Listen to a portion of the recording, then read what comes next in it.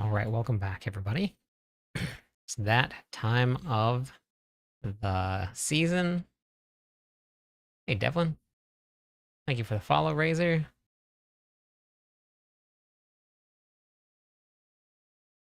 We are building build guides. 6 months at tier 3, that is worth some points. Let me give away some points very early on. Thank you for being here. Man, it's already been 6 months, huh?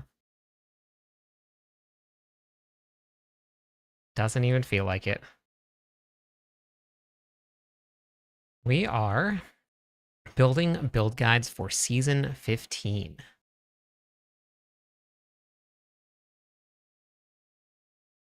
That's what we're doing. That's what we're doing. Yep. Do a Fire Sword next season. Nice. Okay. Yeah, it's going to be very interesting to see what happens with these final patch notes. I feel like 2026 just started. I know. But it did not. We are getting very close.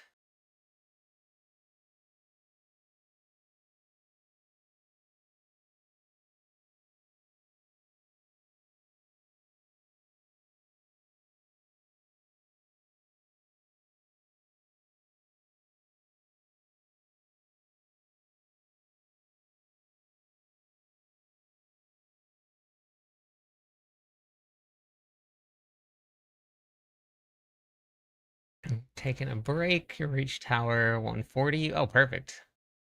Yeah, that's good. Yeah, so I'm not sure if everybody saw the video I posted earlier today, but we got a new collab coming that they announced, which is pretty cool. Yeah, the splinters are good. Splinters are a lot of fun.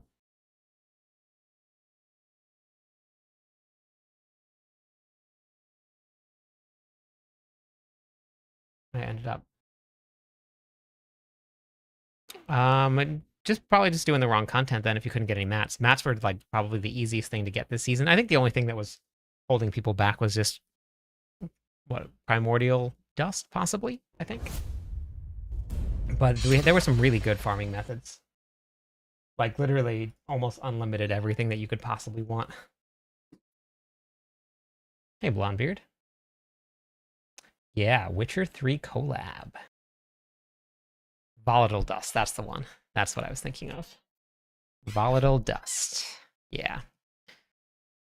But everything else, God, we had way too much material. Like, it was just, like, raining everything. Way too many mythics. Way too, like, just way too much of everything. Yeah. Yeah, there's so much. The endgame materials this season was just insane. The amount of stuff they were giving out. As long as you just knew what you were doing and you just followed the right steps. Pretty crazy. Yeah. Yeah, there were some really good ways to farm this season.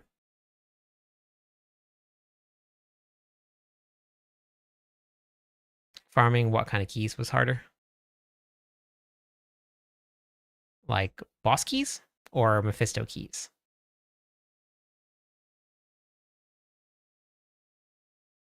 Hi, Sacred.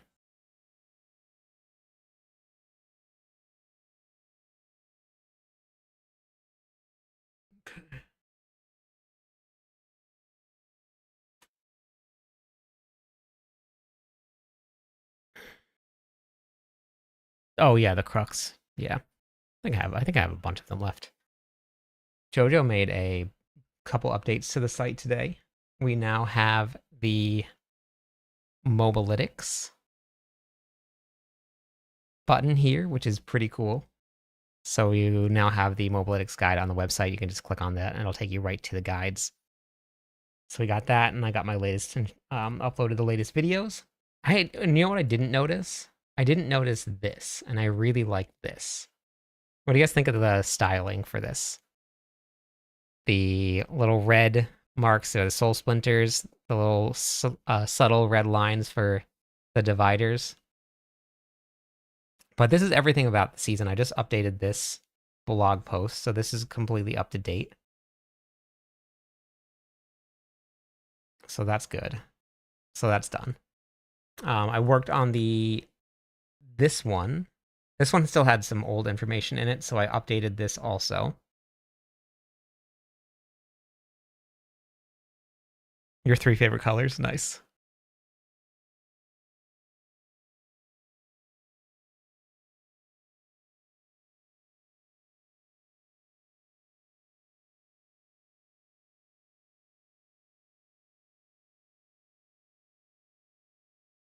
So I'm going to be building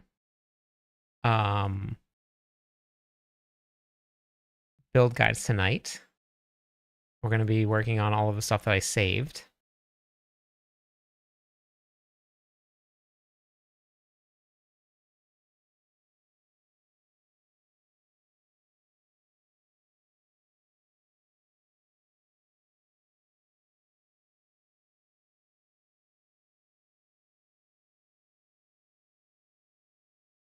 I don't know what it's going to be. I don't know if it's going to be a reliquary. You had to purchase something. When is BlizzCon announcement stuff? During BlizzCon.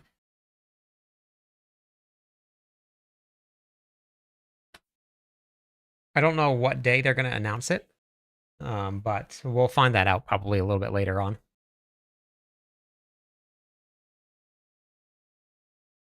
Build guides is what we're doing today.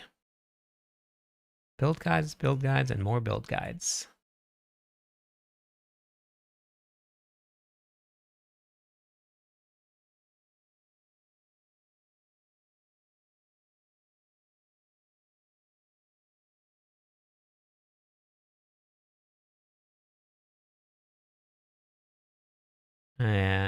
I saved a lot of the stuff there. Wasn't sure when BlizzCon is. BlizzCon is the 11th and the 12th, I believe, of September. All right, well, let's start with the most played one, and probably going to be... Actually, there's really not much that's going to change with this build. This one is pretty much going to stay exactly the same. The only thing we're going to add in is just the gems.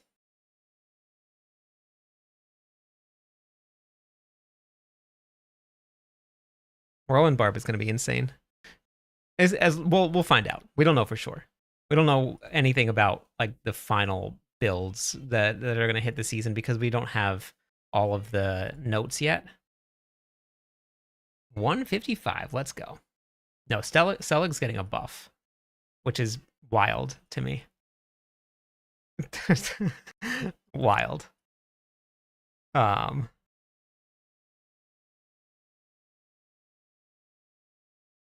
So okay.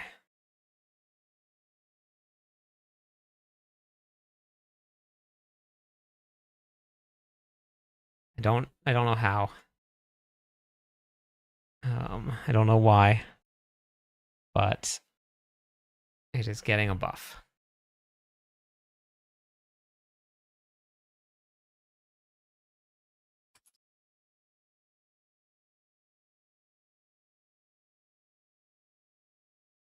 You're not getting the points? That you are. I think you're just losing them. Yeah, the blacksmith, Nick.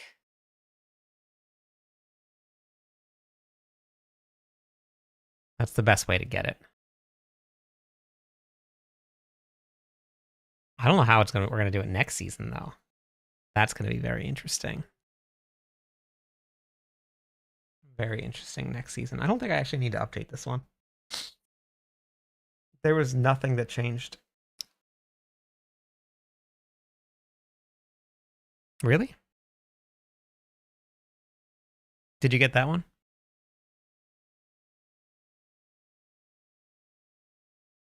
Okay. There you go. Now you got him.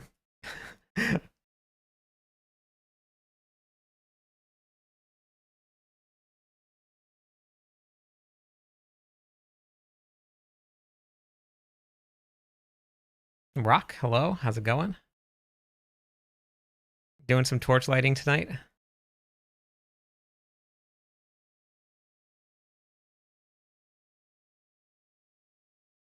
We don't know. We have no idea. No idea what is coming next season. They haven't announced anything yet. They gave us a little bit for what we got to test on the test realm, but there's they're hiding so much of it right now.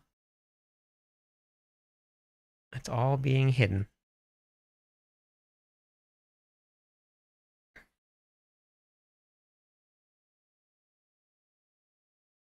I don't know what that means, Cassio.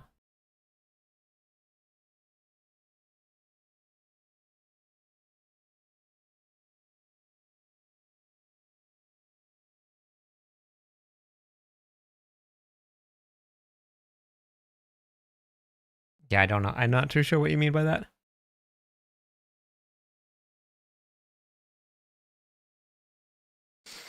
Okay, so I don't think I actually need to do this one. Hey, Frontier. I think Whirlwind is going to be exactly the same. I'd hate this. I unfavorite that. I want it to take me to my builds first. I don't want that. Deathblow doesn't work, which is a big old bummer. At least the version of Deathblow that I wanted didn't work.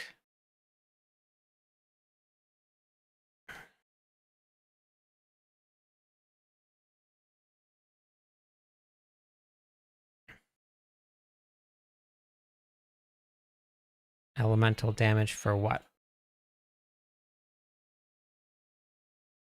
I don't know what you meant by what kind of pointless spent paragons and affixes. I'm not sure what you meant by that.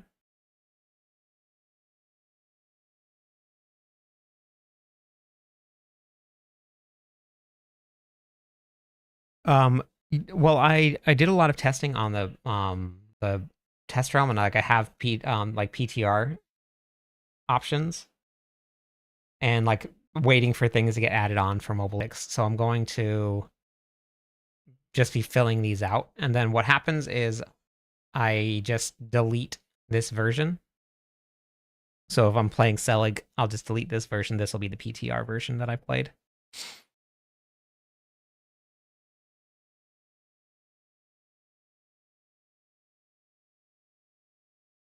Hey, Action Gaming, how's it going today?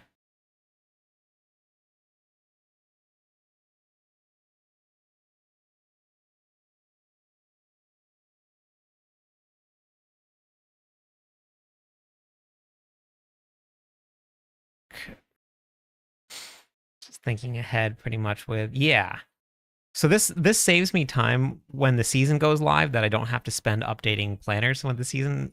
I just have to do a little bit of touch-ups. Hey, Blood.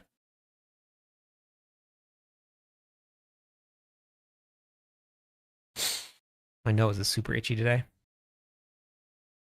We don't know what the season's going to be, Vinny. There shouldn't be any reviews on the season yet. We don't know what the seasonal theme is going to be. We don't know what the seasonal title is going to be. We don't know what the final patch notes are going to be. We don't know what the final content's going to be. We got to test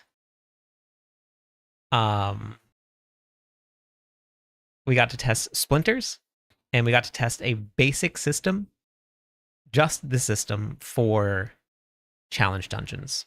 But that's all we got to test. So we don't know anything else.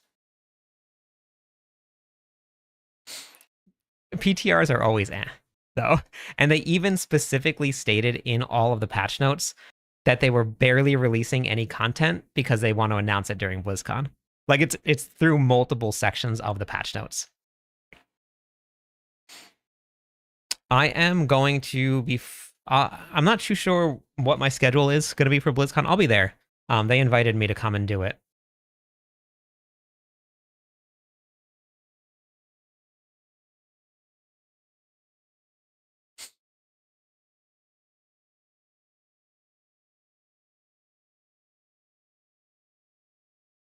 Okay.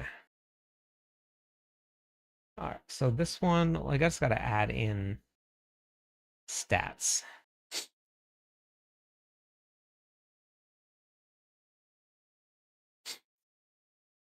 Theory crafting bright, and can't wait for BlizzCon. I know I can't wait for BlizzCon either. Honestly, it's going to be pretty crazy.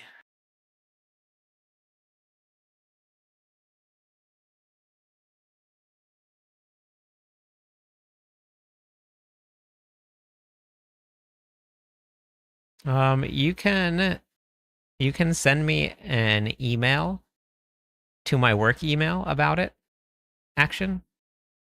But in the stream's not a good place to talk about it in chat. It's not really a good way to get some testers.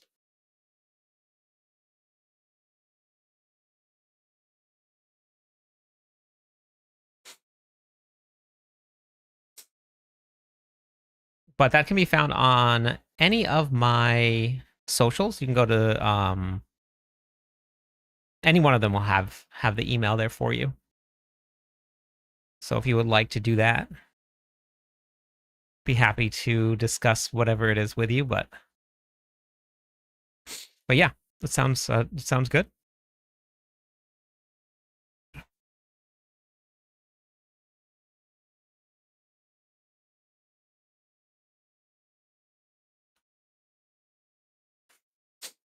Okay, so we got Fists of Fate is going to be used in so many different builds. It's going to be pretty crazy, honestly.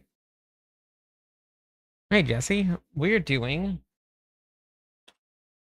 some work from the PTR. Crit chance. Vulnerable damage.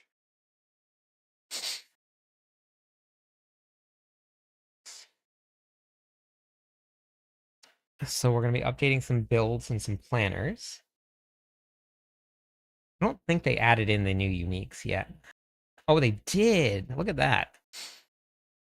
So I'm on the fence about the furnace. Thank you for the follow, Action. Appreciate it.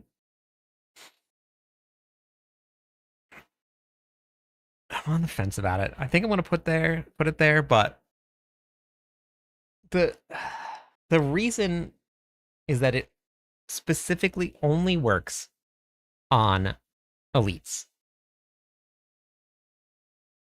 You get 260% increase to damage against elites, which is gigantic. Almost 4 times damage.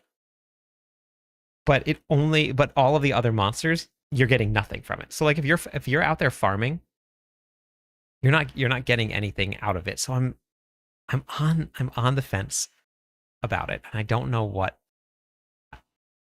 if I want to put it in build. I'm assuming that it's just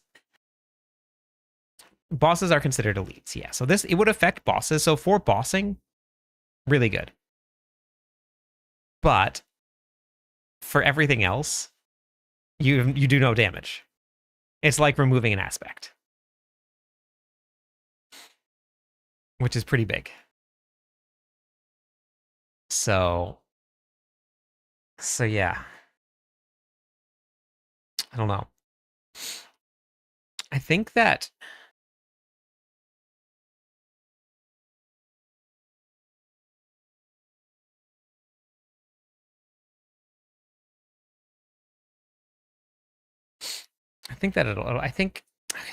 for pit pushing, it's going to be really good. And for basic skill builds, it was great because you could focus on the elites, and then that damage got echoed out to everything else.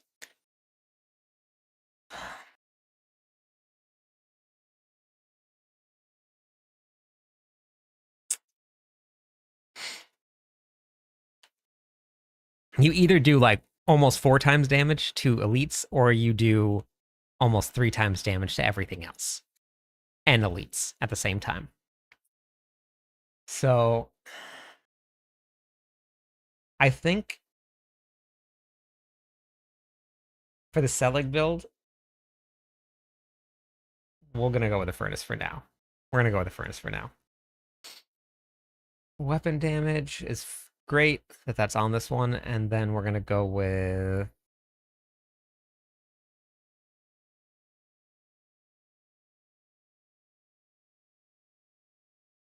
who is that, Leonardo? Crit. Fizz.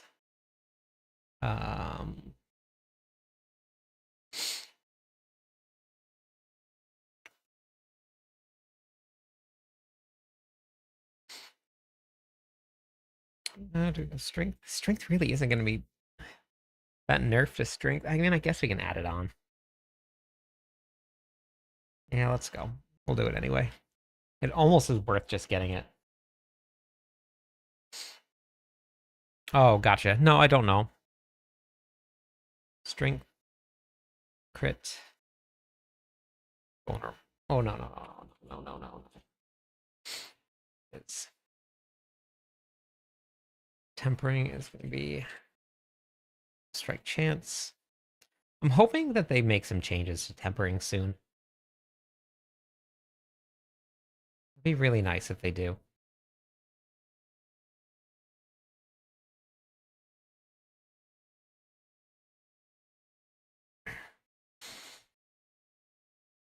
Tempering used to be something that was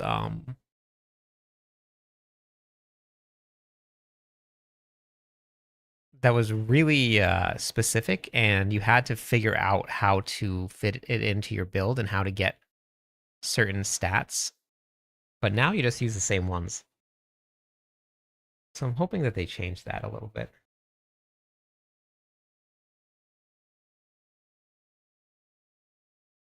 Damage.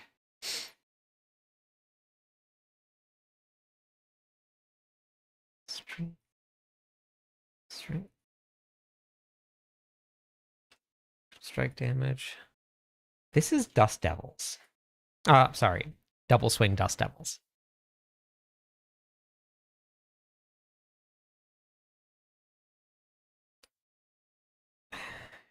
Depending on the final patch notes, we possibly could have an upheaval barb getting very close to clearing Pit 150.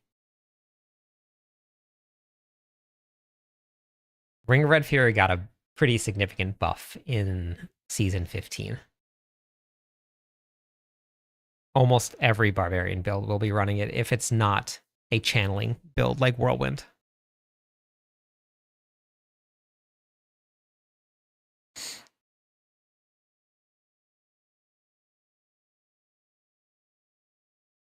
Okay, and then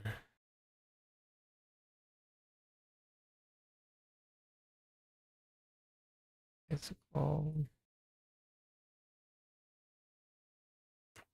Okay, Ring of Red Fury, strength, hit damage.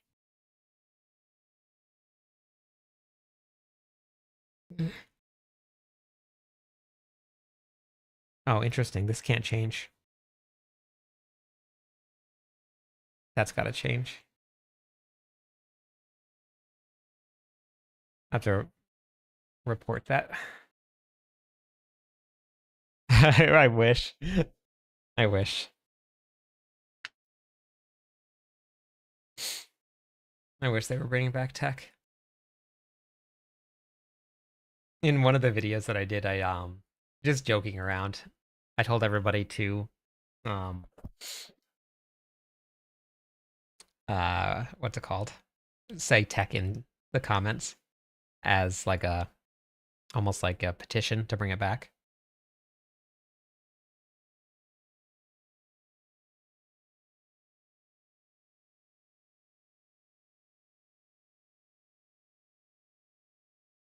Yeah, it was so good. I know, it was so good. I miss it. I miss tech. I miss tech. Bring tech back.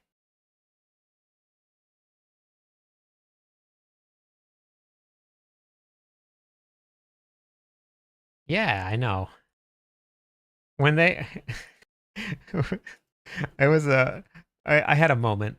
We've talked about this moment where I was watching the update. Tech was a rune that spawned earthquakes. I was watching the update and they said that they removed runes that really weren't used too often to help make space. and they slimmed it down. You'll now have everything that fits together. And I was like, oh, that's great. Ones that weren't used, I don't really have to worry about it too much. So that's perfectly fine. And then I looked at the list of runes that were still there. And tech, which was used all the time, gone. Just evaporated into stratosphere. Actually, let's go with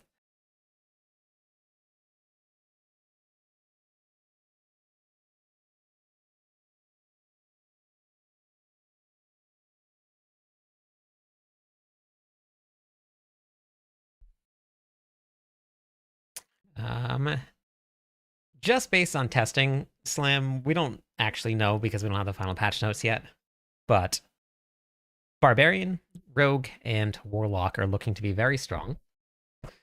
We'll see what the final notes say. There is a small chance that the Barbarian gets knocked back a little bit. But it seems like one of those things that they're not going to really catch or really change until next season. I think the feedback may have been given too late for them to make the change to the Barbarian, which is fine for a season for me. Yeah, the Rouge is looking pretty good. Even without like some of the bug fixes, it's still looking or even without some of the bugs, it's still looking pretty good.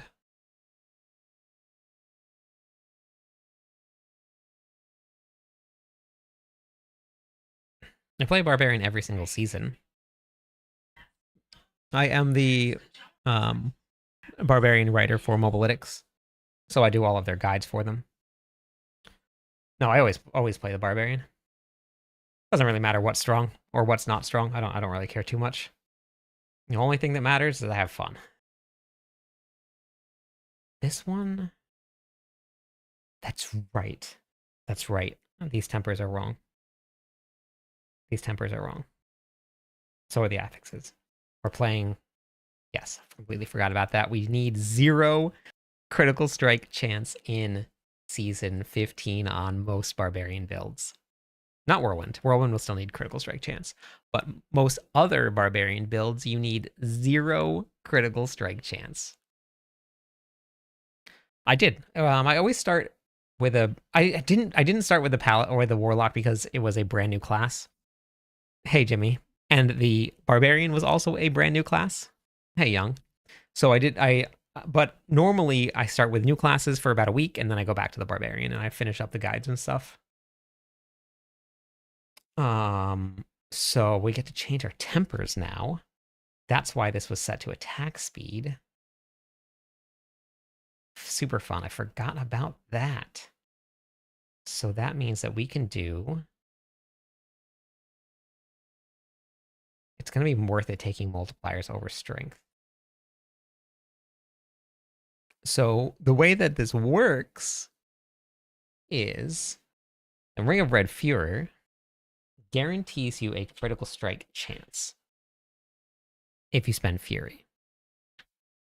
I'm not actually back on D4. I'm not going to actually get to play anything until season 15, but yeah.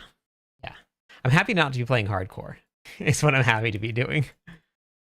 So if you spend, hopefully, so I submit some of the feedback that I submit to the devs right away, like within the first day of the PTR, is that for some reason, the mythic version of the Red Fury actually gets a nerf. It goes from 30 Fury spent to 36 Fury spent, and you don't want it to be spending more Fury. You want to be spending less Fury. Because every time that you spend 30 Fury, you guarantee a critical strike with your next attack. So you need no critical strike chance at all. Last night, OBS crashed, and then my internet crashed, and then I never made it back on. I did not beat Traveler 7, no. I got to 91, and I just went to go clear a Time Mark 7 boss, the final boss that I was doing, and I was bad. I didn't look at... I was watching its health and not the mechanics of the fight, which is not what you should be doing when you're playing hardcore. And got completely destroyed.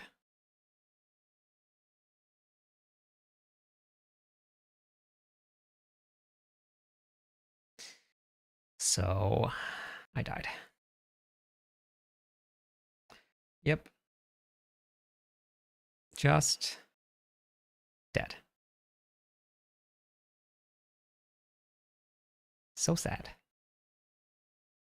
So sad.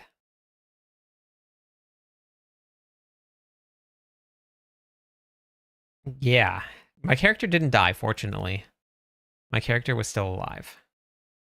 But yeah, for some reason it just like OBS crashed.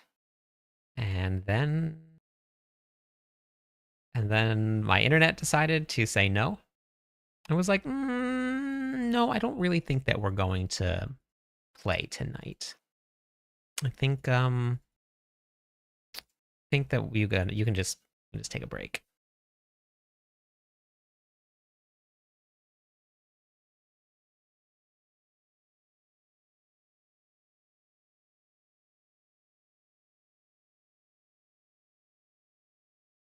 Yep. What a big old bummer.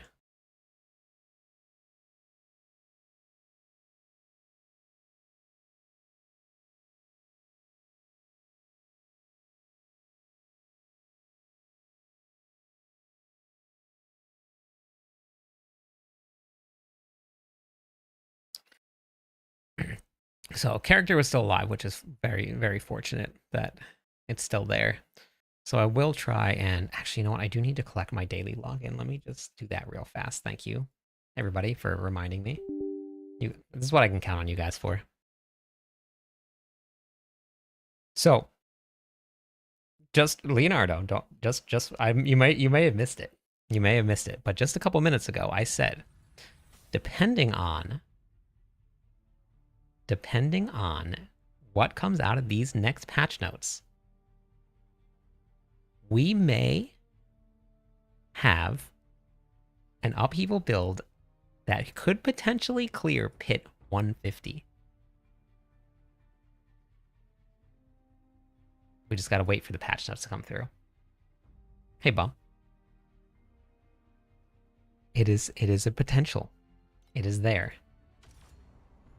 Upheaval cleared pit 140 on the test realm with, like, scuffed gear. So, depending on the patch notes and what they do, I put Upheaval on and I tried it and I was amazed. The VOD is saved. It's still there for anybody that wants to go watch it. I went to go hit something and I was shocked. Couldn't believe it.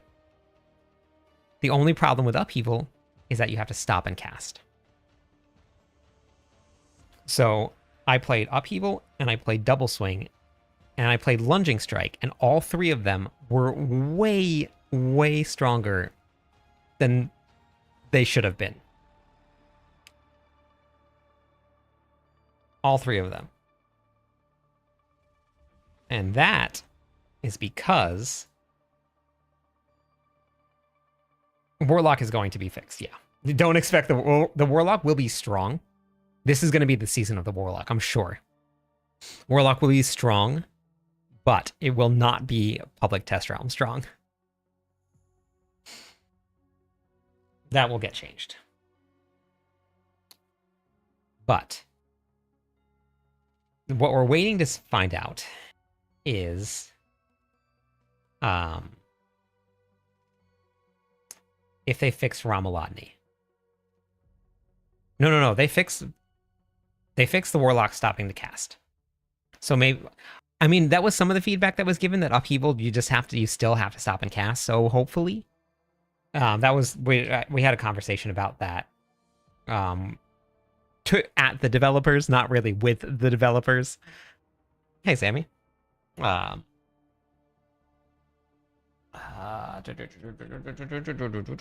Critical strike damage. Okay.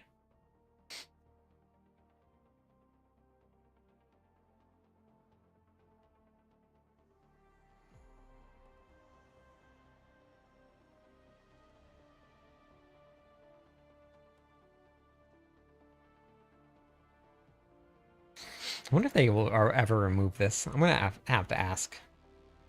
I mean, it's not like it affects anybody else but me.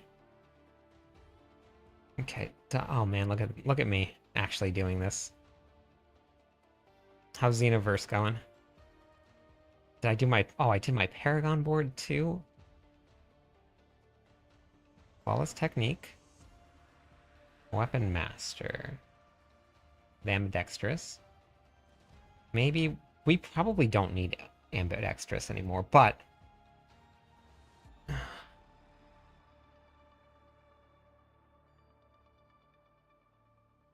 I guess, yeah, I don't know. We probably don't need it with the buff to Selig.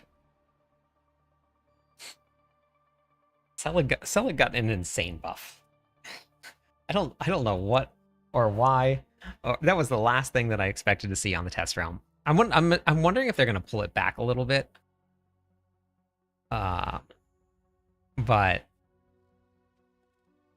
yeah.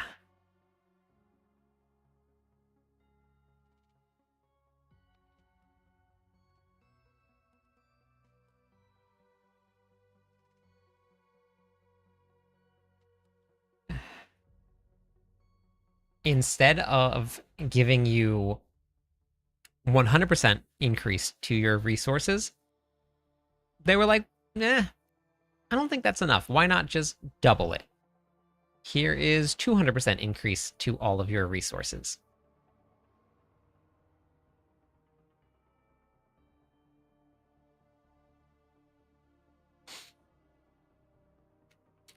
Feel like having 1,000 resources?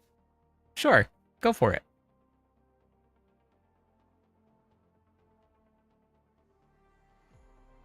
BlizzCon soon. It's gonna be fun and scary. Fun and scary.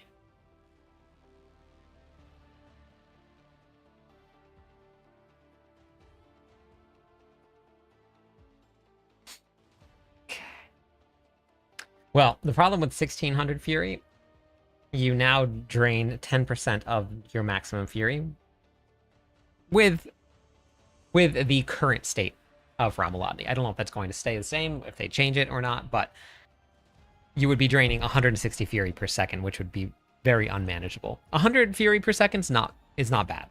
160 would be pretty tough.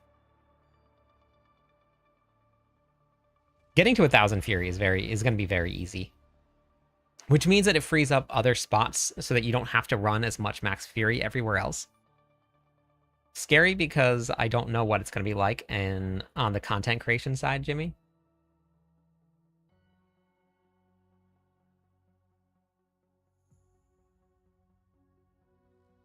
But you don't need more. You don't need more than 1,000 Fury. That's is more than enough. That just makes you so much more tanky.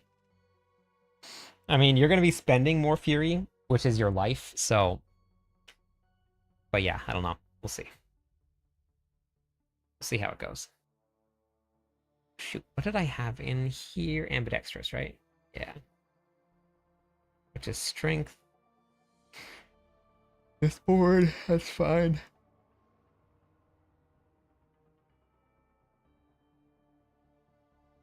Yeah, there's a pretty high chance that we see upheaval and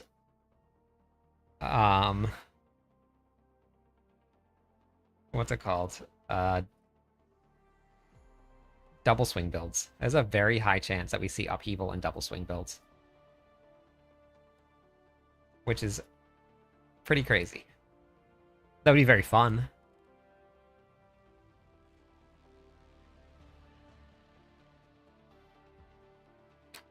Hey, yeah, how's it going? Thank you for the follow. Welcome in. 2 more followers on Twitch, and we'll give away some points, everybody.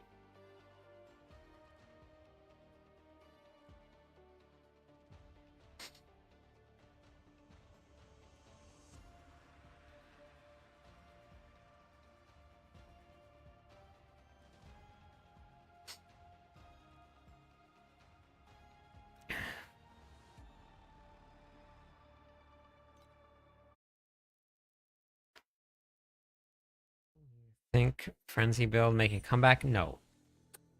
It's not terrible, but it's still not super good. If they leave things alone, Lunging Strike could make a comeback. Not like, it's not going to push hit 150, but it'll be strong. And if people are a fan of the Lunging Strike playstyle, Lunging Strike looks good. Only looks good because of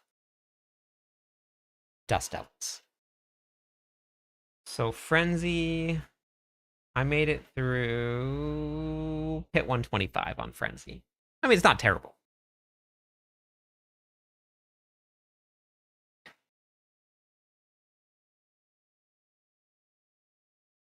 But yeah, Upheaval passed Hammer of the Ancients. But I think with good gear and playing a harder to play version of Hammer, Hammer can do higher than 130. But the version I was playing was a Selig version, not a low life version. Potentially, yeah, Doug, you could, but you don't want to be that high. You want to give up some of the max fury for other stats. You definitely don't want to be that high. That'd be bad. That would be real bad.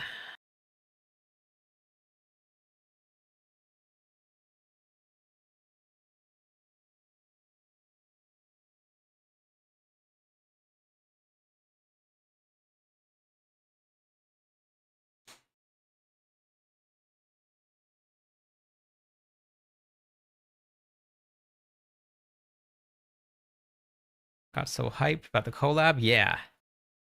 Yeah, I'm definitely very interested in this collab. I didn't really play. I watched a little bit of The Witcher being played, but I didn't actually play the games. I watched the series though, the live action, and it was good. I've seen a little bit of the gameplay for it, but that's all.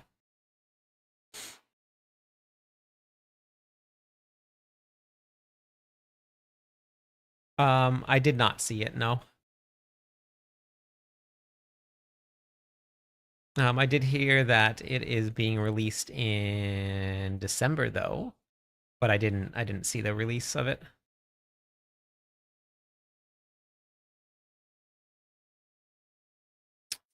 Yeah, I mean if they change the Fury reduction, then I mean like okay. So if they change the way that the Fury drain, if you go to 1600 Fury, you get a 1040 multiplier.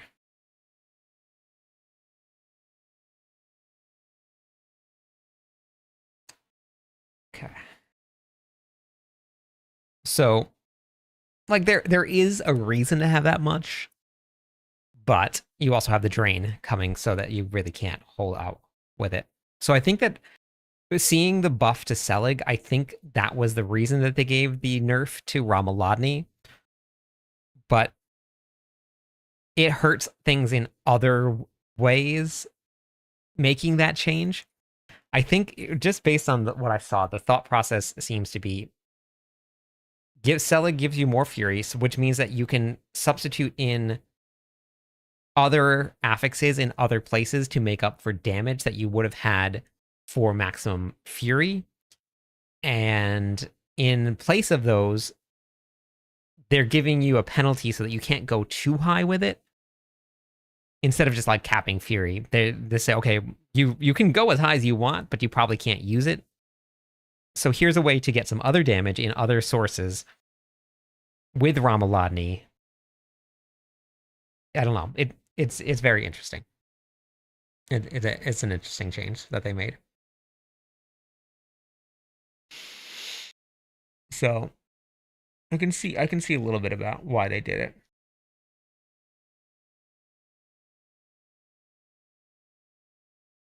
Ramaladni is. I mean, no, Ramaladni is fine. On the test round, we all were using Ramaladni, and it was perfectly fine. In endgame builds, it's fine. The problem is getting to those endgame builds. It hurts the process for most people. If you know how to play a barbarian, you're going to be just fine. But most people like see the barbarians are really cool and they see a lot of people playing them. Whirlwind has been really strong, so they hop onto it. They already can't manage Fury, and now you add the Ramalodni into it. They couldn't handle 10 Fury per second drain, and now you're going to get 10%. So it's just hurting that. This is why you don't want to drop. Like, even if you're at 1,000 Fury, which is going to be very easy to get to with Selig, you get a 650% increase to damage. 7.5 times damage from Ramalodni. So if you drop Ramalodni for something else, you lose 7.5 times the damage that you would be doing normally. So there's no getting away from it. It is the strongest weapon for the barbarian. Like you can't change it. You don't have to change around how you play it though. Okay, this was not changed, so we're gonna go with no. It's exactly what I just had. We're gonna go with two-handed sword for this for now.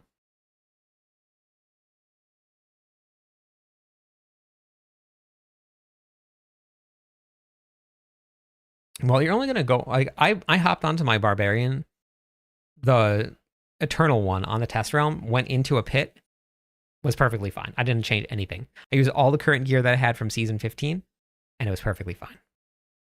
Nothing changed.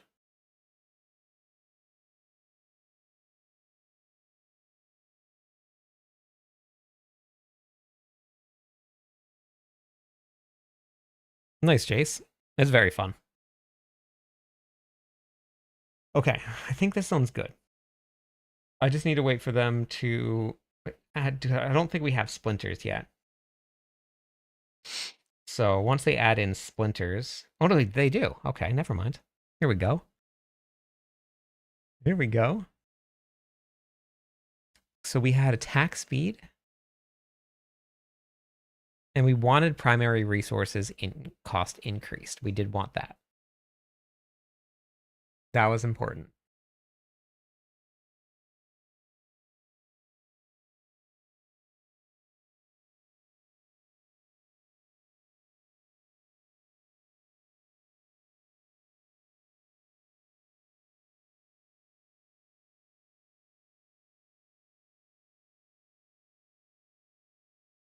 No, no, they're not. It's just like a gem or a rune. They're the same thing.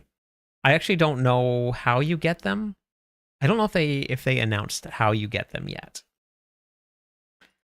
But we do know. But what I'm thinking is they're probably going to come from challenge dungeons. That's what I'm thinking. That's where going to be the best place. But you can get them. We do know that you can get them at a like green or blue or yellow, whatever tier, like a lower tier, and then you can upgrade them in the cube. So so there's that. So that's good at least.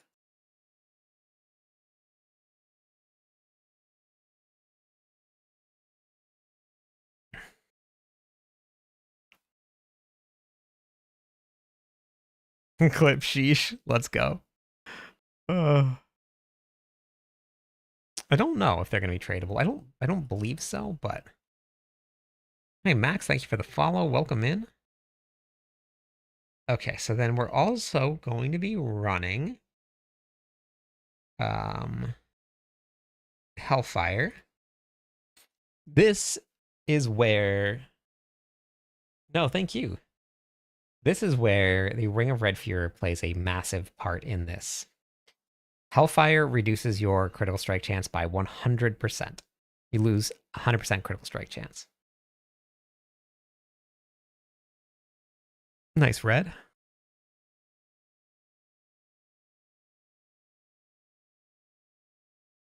Mythics can't be traded, though, right now. No mythics can be traded.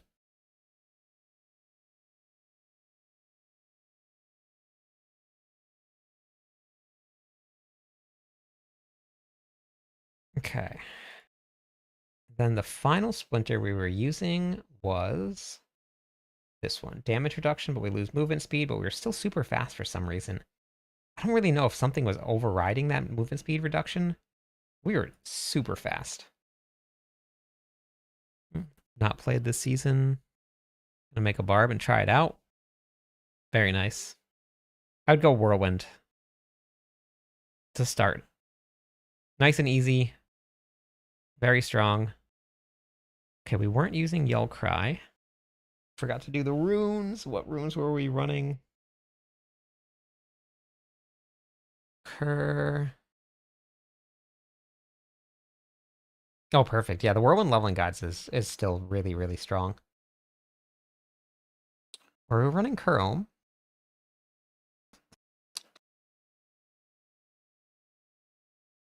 Or are we running Cry? Or are we running Cervix? Sir or Cur?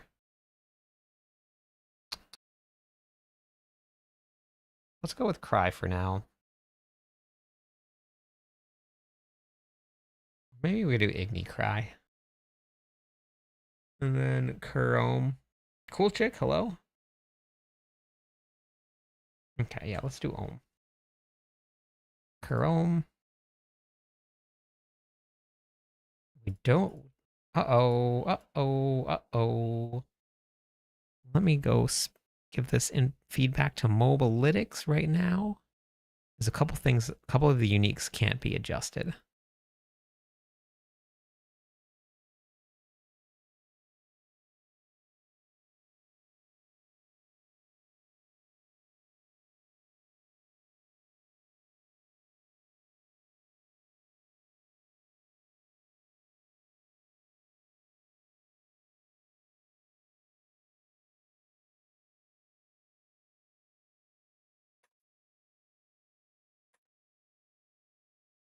Oops. Hey, Rex. Change.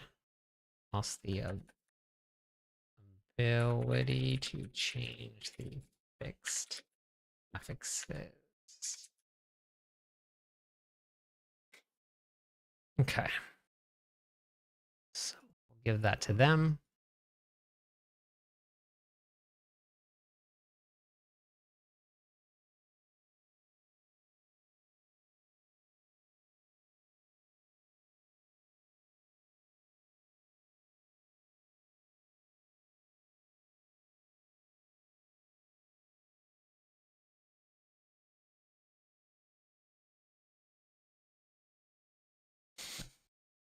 All right.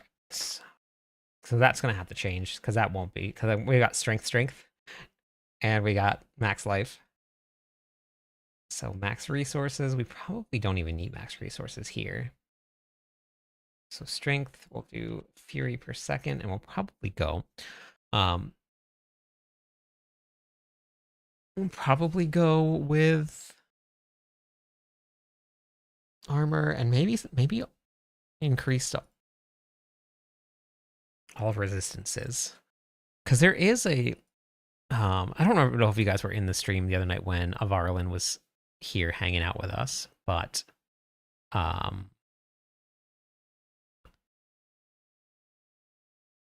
was watching one of the videos that he put out about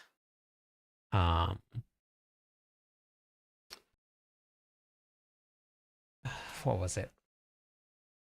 Toughness, and there is a point where adding in too much armor or too much resistances actually hurts you, and you hit diminishing returns. So I think probably splitting them up and adding both of them on is worth it.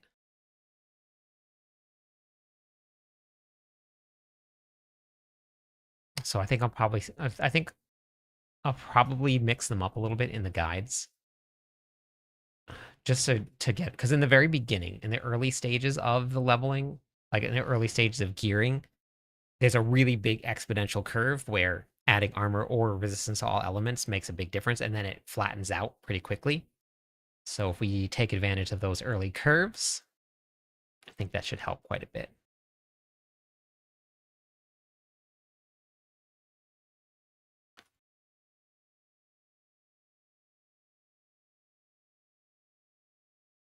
What's everybody think they're going to play next season? I'm going to start out with. Anybody going to start with the crazy warlock or?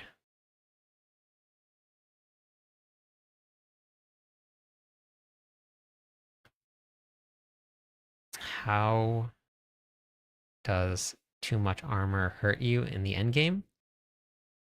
So you get damage reduction from armor to all elements, including fire, lightning, cold, all of that. It goes up, and then it goes like this. So the curve is like this. So if you have a whole bunch of armor, then you are only going to get a lot of benefit from here and then very little here. Summary of what, Mark? Hey, JF. You want to try Warlock? Okay.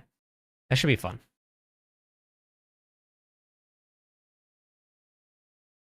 Yeah, that's perfectly fine, Max. Nothing wrong with that.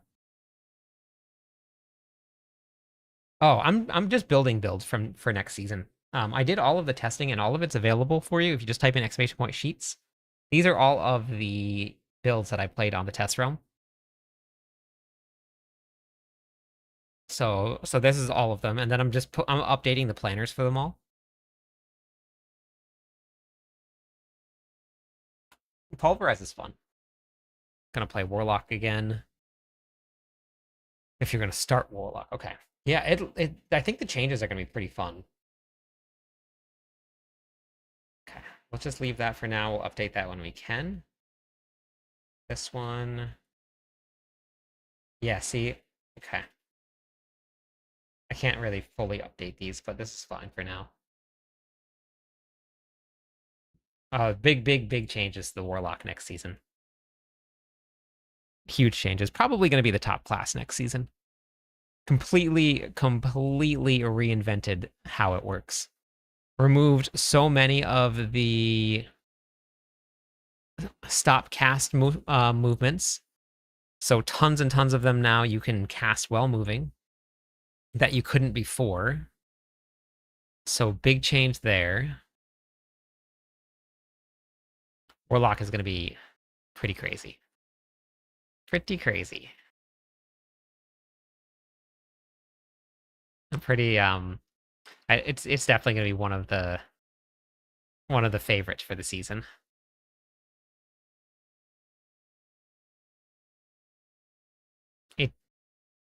It shows damage reductions, but it doesn't show the curve.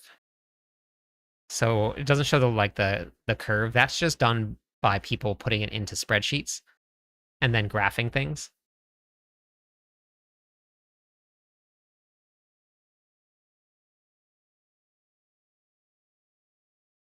For people that are smarter than I am.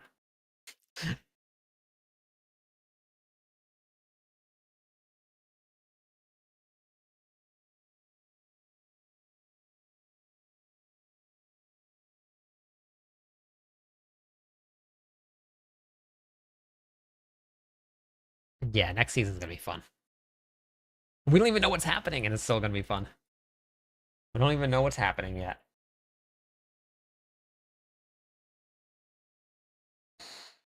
I really wish this was working. I really wish that it was.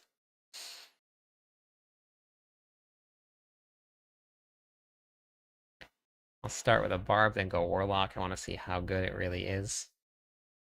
Yeah, it definitely is going to change from the PTR. Definitely needs to change from the PTR. PTR was a little crazy. Just a little bit.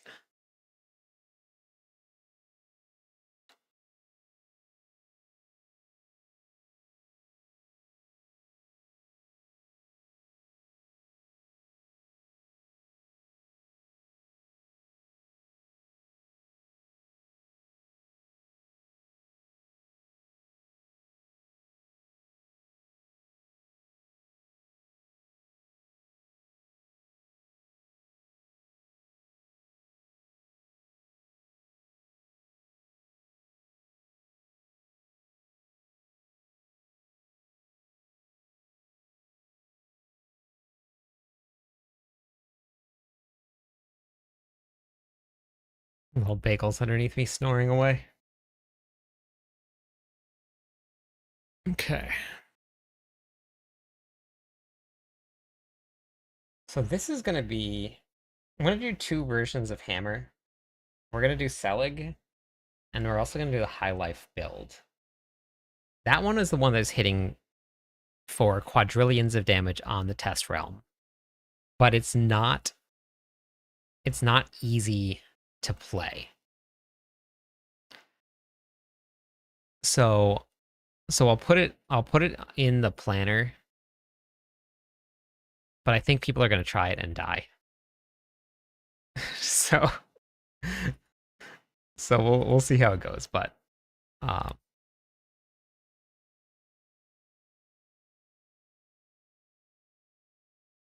that's the last thing that I want is just people to play and die, but this is definitely a strong version of the build. And of course, this is also on elites where you're getting all of that extra damage from the furnace. Weapon damage, strength, crit, fizz. Maybe we just drop strength and grab chance luck to restore primary resources. Let's see what the rest of this looks like. Crit. Then we can actually get attack speed, which is great. Love that now.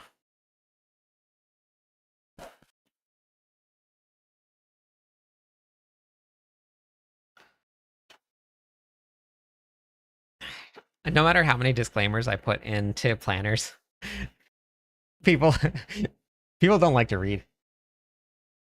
They look at the skills, they look at the aspects, they put the gear on, and then die.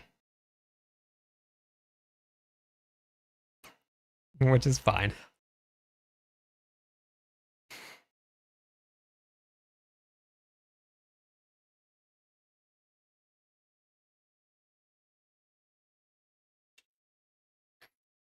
Critical strike damage.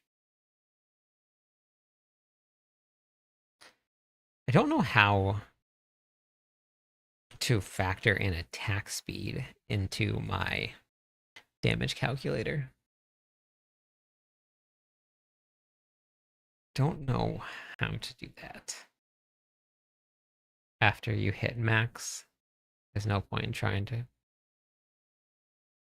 go higher. Oh, no, there is no max on armor or damage reduction. Hey, Venna. Like 75% isn't the max damage that you can get.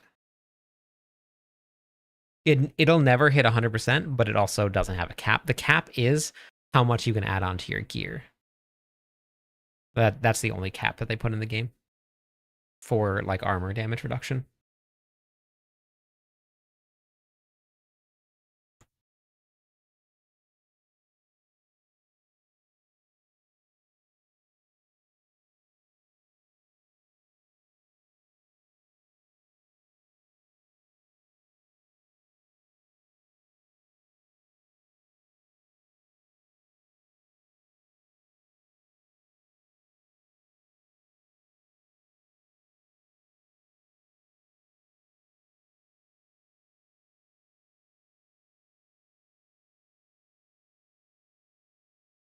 But that's okay.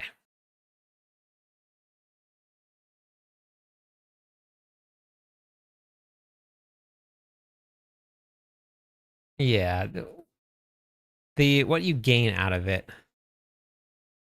is smaller and smaller in increases.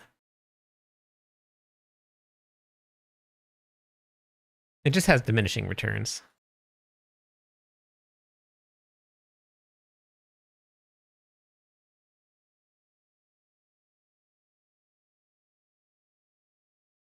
It's seasonal currency. It's gone. Goes bye-bye.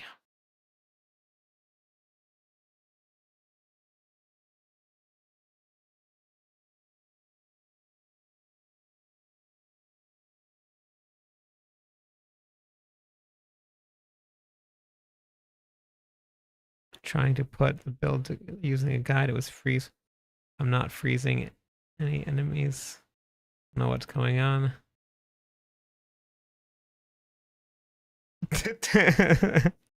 Yeah, exactly. Exactly. Right. That's what I get all the time. And it doesn't matter how much work I put um into the guides. There are people that just they want to hop into it and they want it to work, which is fine. Like I get it. That's just how people are playing. But it's pretty funny. But yes, thank you for validating my point. Okay, max life, max life, max life, max life, ranks to hammer. Okay. Primary core. Mm-hmm. Yeah, they're like picture books. Let's go with this. No, let's do this. Nope.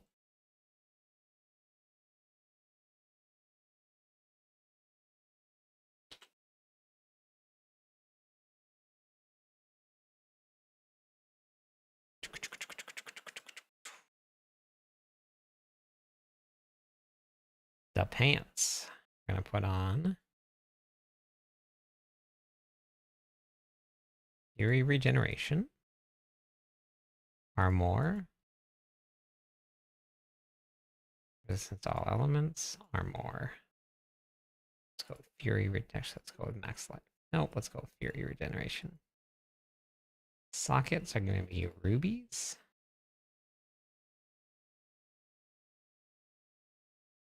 So the only thing that I don't know is Leorix. I don't think that we're going to be using Leorix at all. It'll add in a couple more splinters, but I don't think we really need it for the Barbarian, and Tuskhelm is so good. It's really hard. But I do audiobooks for the builds. And it's in the planners. I mean, like I can only put one, but every one has not every one, but like this one has a video guide right here embedded in the planner. You just click on it and watch, and I explain the build.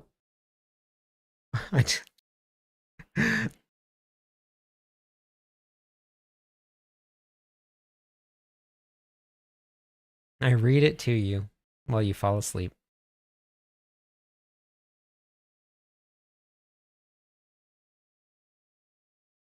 Strength, max life, critical strike chance.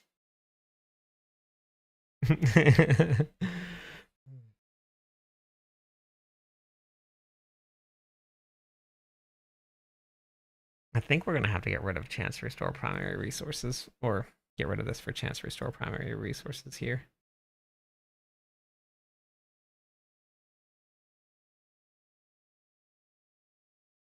Yeah. We're going to need a little bit of it somewhere.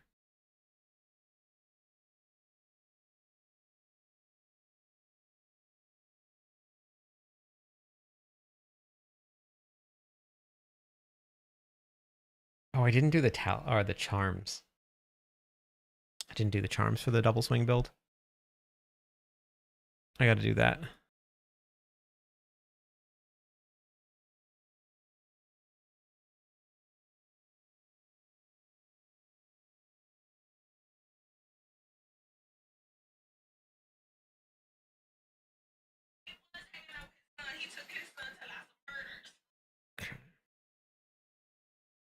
So rings, strength, attack speed, vulnerable damage, physical damage multipliers. No. No. Attack speed, crit. See,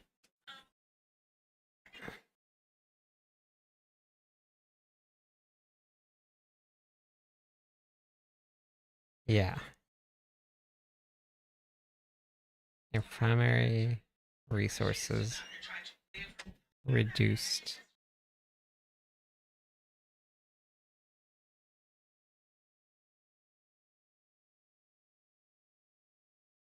Strength, I can't change that, but that's okay. Taxi crit. Vuln. Cooldown. Vuln. Cooldown. Here, and then we're gonna go with Hellfire.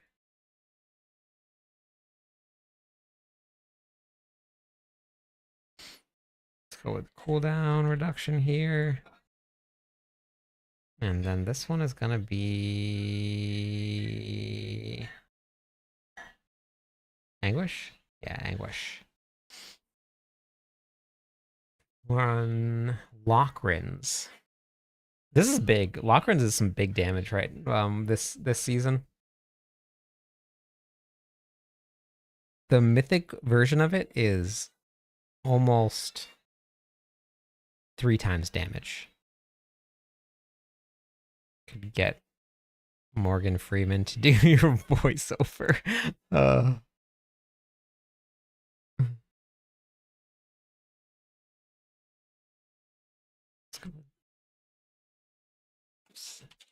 Max resources. Crit. Boom. Cooldown reduction. I actually don't even know if we need. Yeah, we should get some max resources.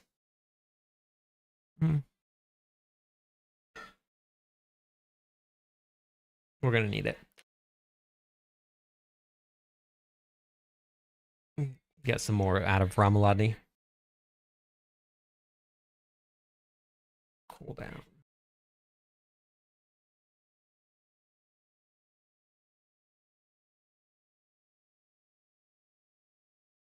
Okay down there, Mr. Bagel?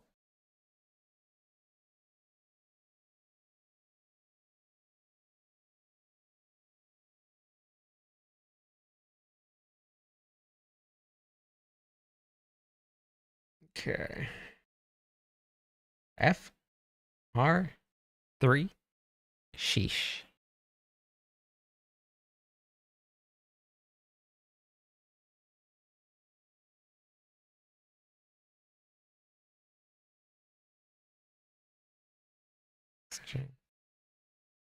Let's get rid of this and let's go with max life.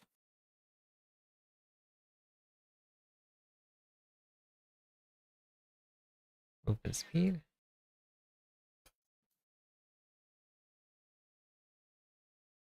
Hey, buddy.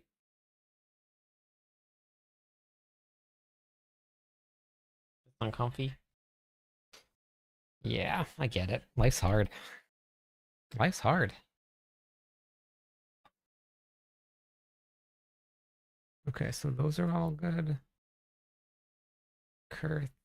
Thal. We don't need Thal. Probably Cry.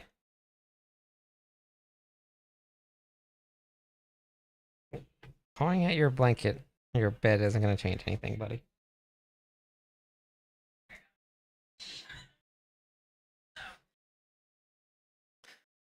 Spinning, it's all he knows. It's all he ever is. One man, one desire. Let's go with Cry here. Cry, okay. This one, have in mind, we're running Szechuan's chicken and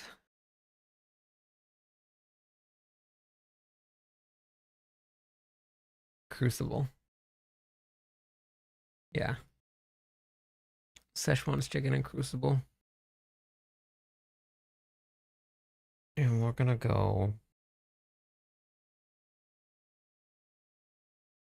I think for now we'll split it. We'll do Marshall. No, it's funny. You don't have to stop anything. Honestly, we might, for this build, might end up running. Do you think I should put the Stone of Jordan on?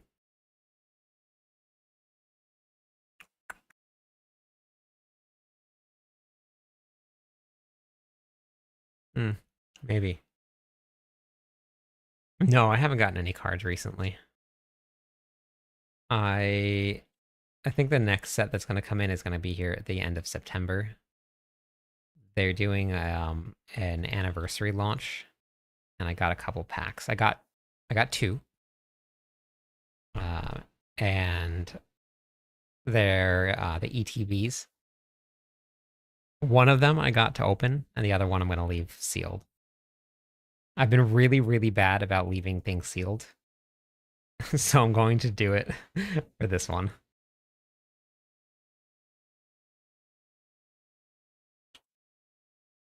Keep on putting Nax instead of Max.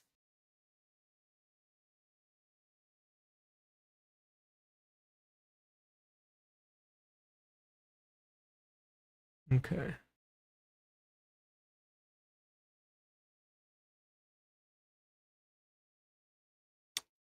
Yeah, I think that would be fun. I have to show some some self-restraint and some willpower not to open it up right away. But yeah, that could be fun to do. It's a cool new set.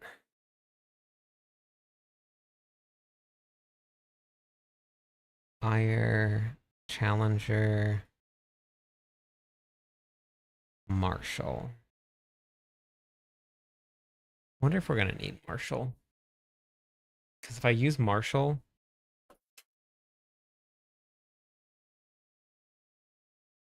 I don't think we run Marshall. Marshall reduces the resource cost of your next core skill. And I don't want that.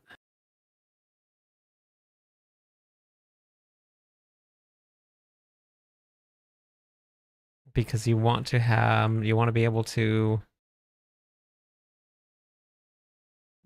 spend resources in order to proc the Ring of Red Fury. So I definitely don't want that.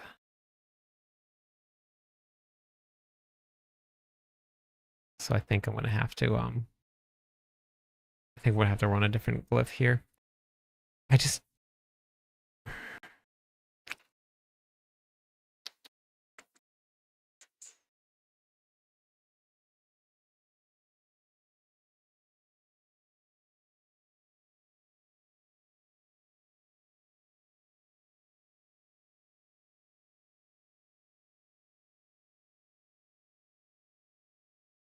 what glyph is the question? Could always do Imbiber. But if you're running a high life build, you don't want to use your potions because you want to be able to heal yourself. So probably Might is what I'm guessing. It'll give you the same effect. Let's go with Might. I did give a little bit of feedback about Revenge. Hopefully that we see an update to Revenge glyph. Even if it was just changed to like damage over time, that would be fine. But Revenge isn't really great. It used to be used all the time, but not anymore.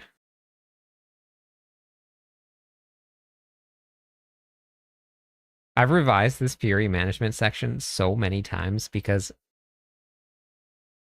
people constantly need what's it called? Constantly are asking about Fury management. Oh, they also added in loot filters to Mobalytics. I don't know if anybody saw this or not. But I now have you can now put up loot filters.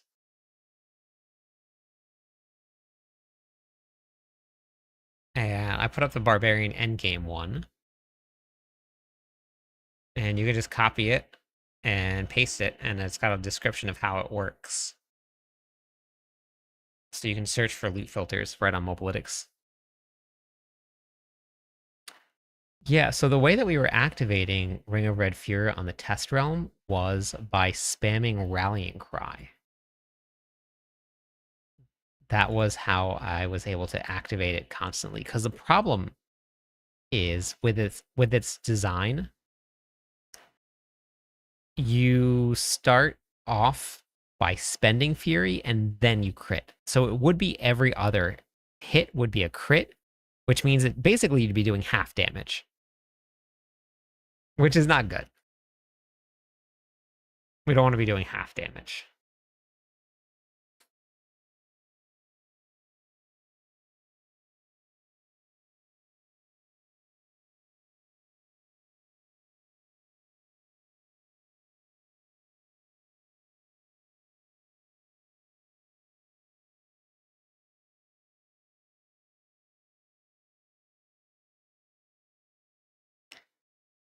Half damage sounds bad.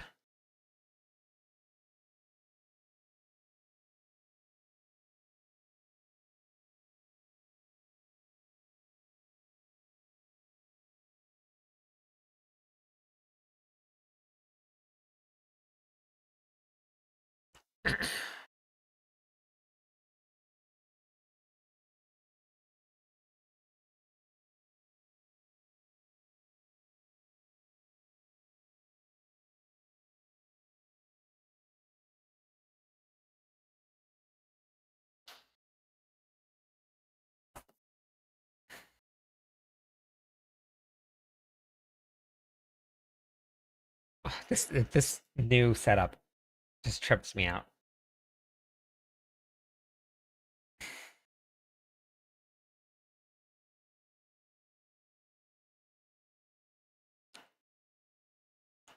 So that is the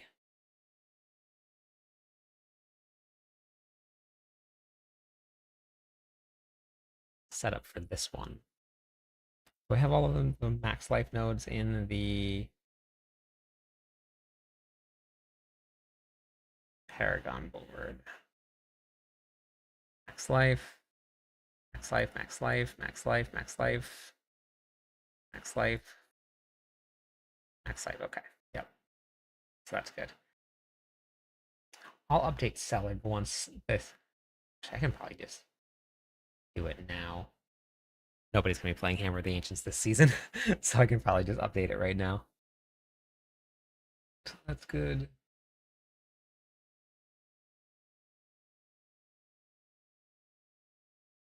Actually, wait. Did I do that? Did I get my charms right?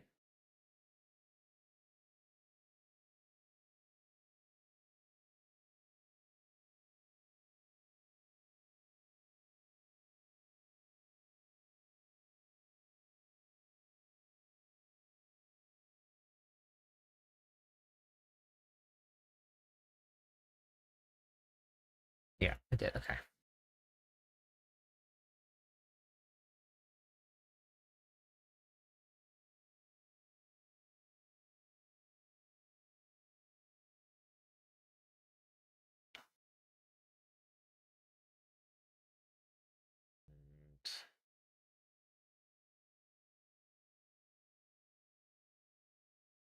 Why did I do it that way? What was I doing here?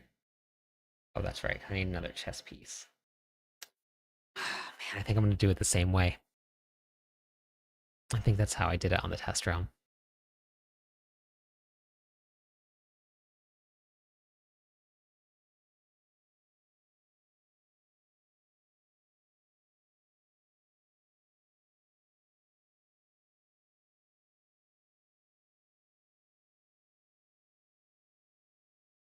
No, Hodavar will be okay next season. Not going to be super good. Depending on what happens with Upheaval, it could be better or it could be worse. I'm not 100% sure where it's going to fall.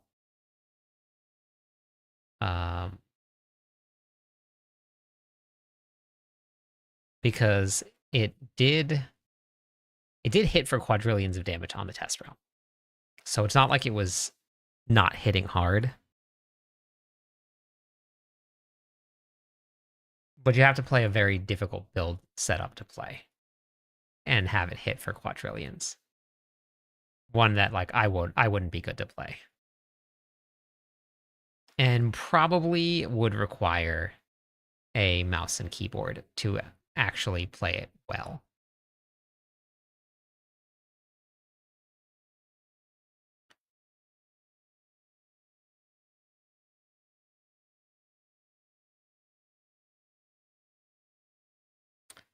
Potentially.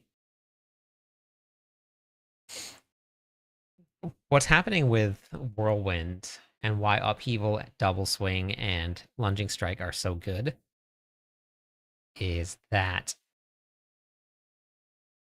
they're double dipping from Ramalati right now. Started with a Paladin first, switched to my favorite Hoda build, tried my first Necro build, realized how fun and efficient Whirlwind is. Yeah. Yeah, Whirlwind is definitely very easy.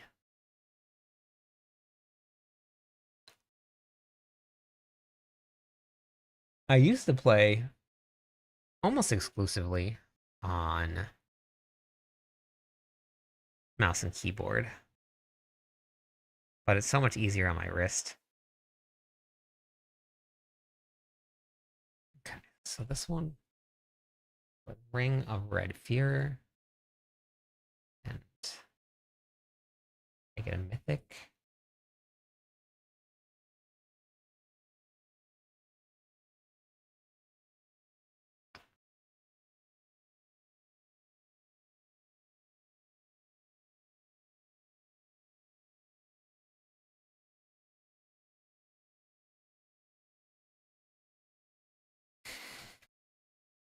Sweet crit.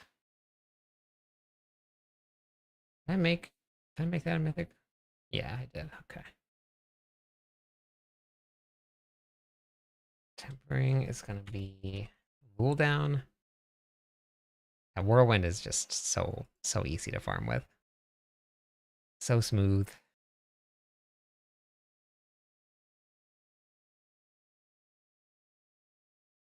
I think that overall still Whirlwind will be the best build.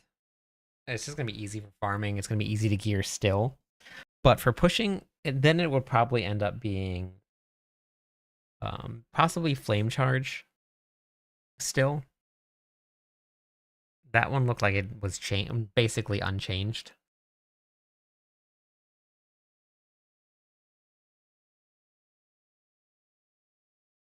No, probably without Selig. I think the push version of Flame Charge, you didn't use it, but you're very mobile with that build. You're just moving back and forth. So it's not like something with Hammer of the Ancients where you kind of have to just stand there and attack, or Upheaval where you have to stand and cast. So, okay, so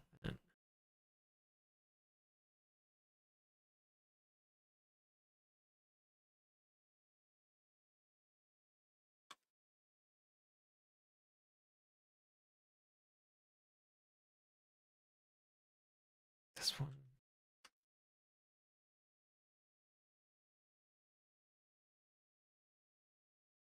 Yeah, it's nice. I'm gonna try and keep it like the same as I go. So this way it doesn't. We really only used 3 different splinters. I did use the Max Life one a little bit. It kind of just depended on the the day or the build, the day. It kind of just depended on the day. Felt like using specific ones. Um,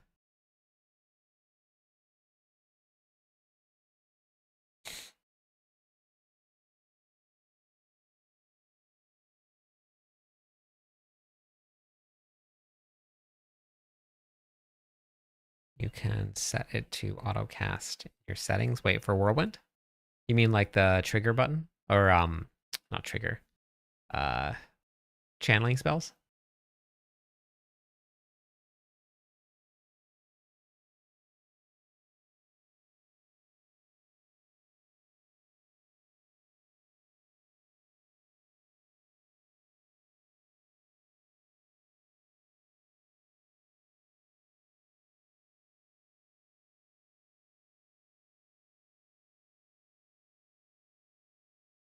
Okay, yeah.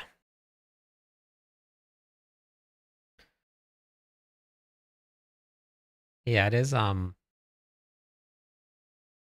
is very interesting. I have used the toggle button. I mean, it is very easy though, just using a controller and just holding the button down. That always is incredibly easy to do.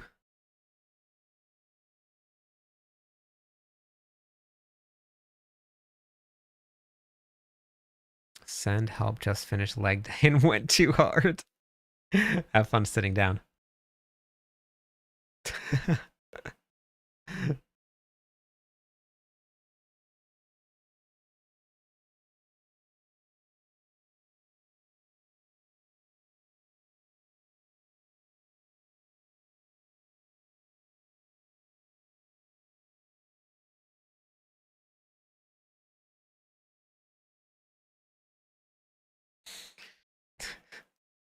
I did leg day today too, but I didn't actually go that hard.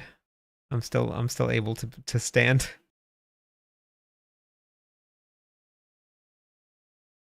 What did you do for leg day?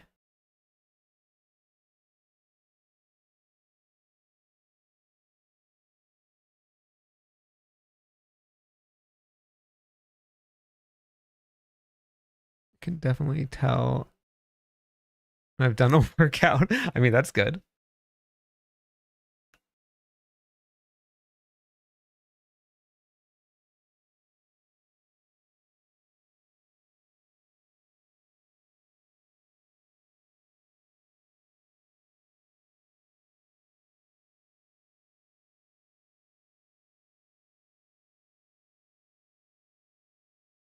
I did some split squats today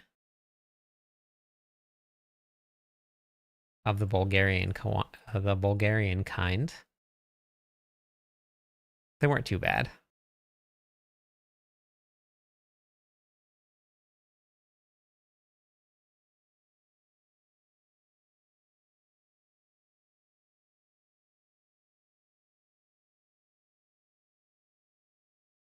So, Selig, cooldown reduction, anguish, battle mad. Why? Why did they do this? I don't. Why did they do this? Was it simply just a. No way. Was it just to stop people from using them and trying to force them to use overpower?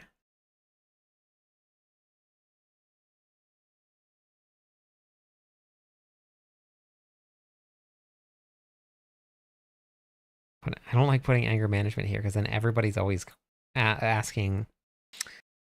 God. Maybe that's what they did this for. Maybe I finally have my answer. Because if we go with Earth Striker, that's only when we have overpower.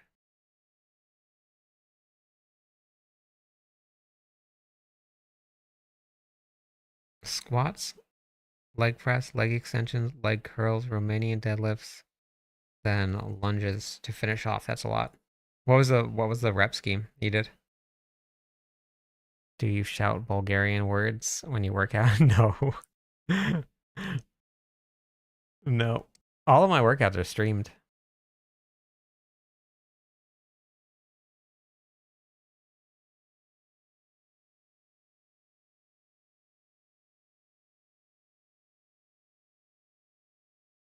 Hmm.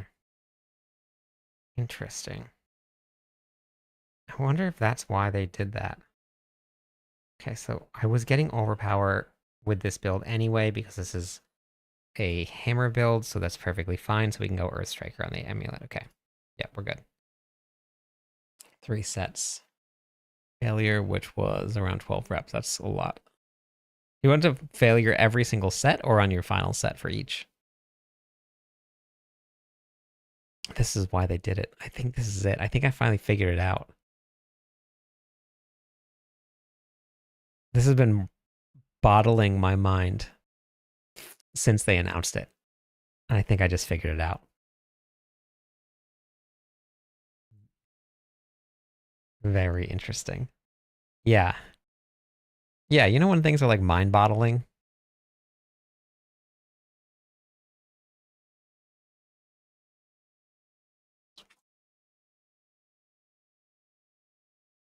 That's why they did it. Got it. Oh, man.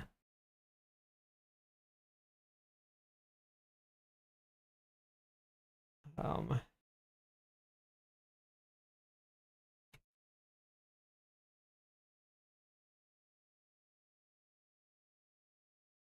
see?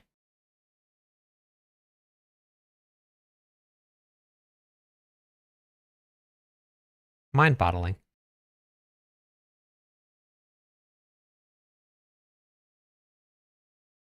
Mind bottling, isn't it?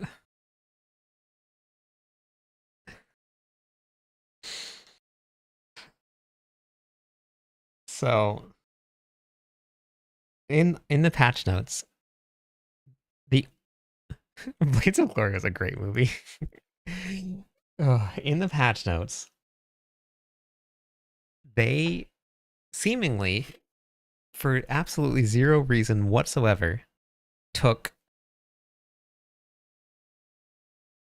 the Battle Mad aspect, which is a 20% increase to damage, and nerfed it to 15. For seemingly no reason. Left all of the other utility aspects that do 20% increased damage alone. Didn't touch them. Just did Battle Mad. That was the only one. And I could not, for the life of me, figure out why they did it. And I think it's because we were always using aggro management and Battle Mad aspect.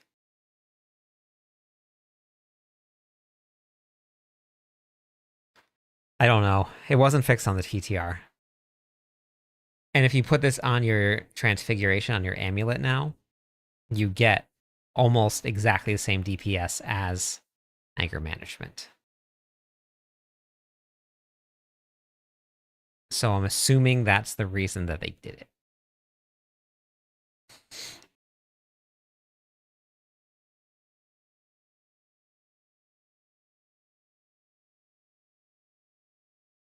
I know this is not Diablo 4 related, but I want to. You guys want to see something cool that I've been working on? I'm trying to update the website to be more of like a ARPG hub, and I've been working on my first void chart for Torchlight. And this is just for a guide. It's not going to be super interactive yet, but we have pre-Time Mark 7 and we have Time Mark 7. And I've been able to get it so that I can mouse over and you can see what each of them does. It's been a lot of work figuring out how to do it and to get it just right. But so far, this is what I've got. So eventually, once it's finalized, I have to adjust a couple more things. I'm going to have this embedded in my website so that it'll have a guide. And I'm hoping that if I can figure out how to do enough of this, I'm not too sure. I might be able to do it for war plans with the Diablo 4. I think it would be way too much work to get into like doing like an actual full character build. And there's a lot of sites like Mobalytics does that. Like I don't need that. But something like war plans, where I do a war plans guide, like a written guide for war plans, I could have an interactive guide like that with the selections that I took. Nothing yet that has been announced yet, but a lot of feedback has been given about war plans. So, but like they barely announced anything that we're going to be getting. They're waiting for BlizzCon. They did announce the new collab. It's not One Piece, so they failed, but it still is a pretty cool collab. I don't know if you saw it or not.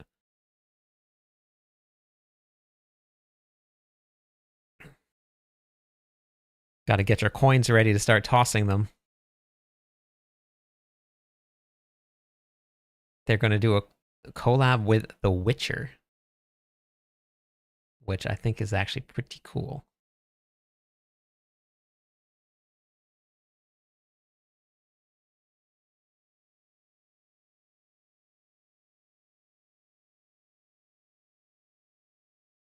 Yeah. I don't know what the collab is going to be like. Yeah, One Piece would have been better, for sure. I 100% agree. But I do know that that it is going to be pretty cool.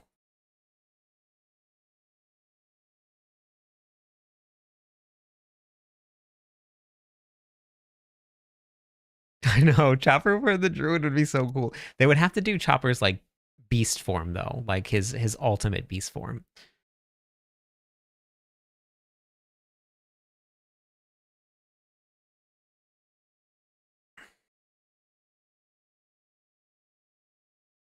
Oh, we do have Yen's boots already.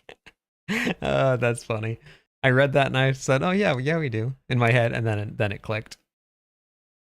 That's funny.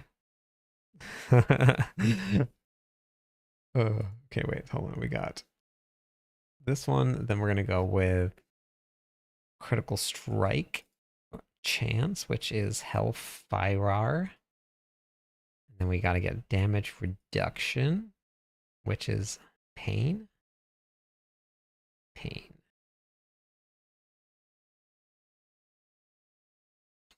Oh, so you mean like you want the characters to actually shrink down to like Chopper size?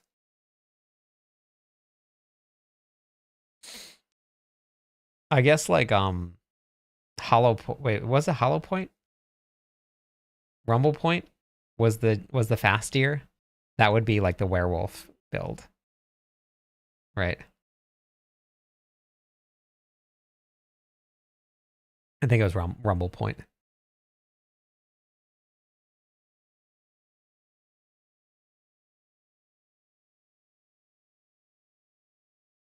Yeah, okay, yeah, Rumble Point. Yeah, that would be like the werewolf form. If they did a collaboration with Warhammer 40K. I mean, I could see them doing that actually. Cuz they already did like StarCraft, which is another obviously another Blizzard thing, but um critical strike damage.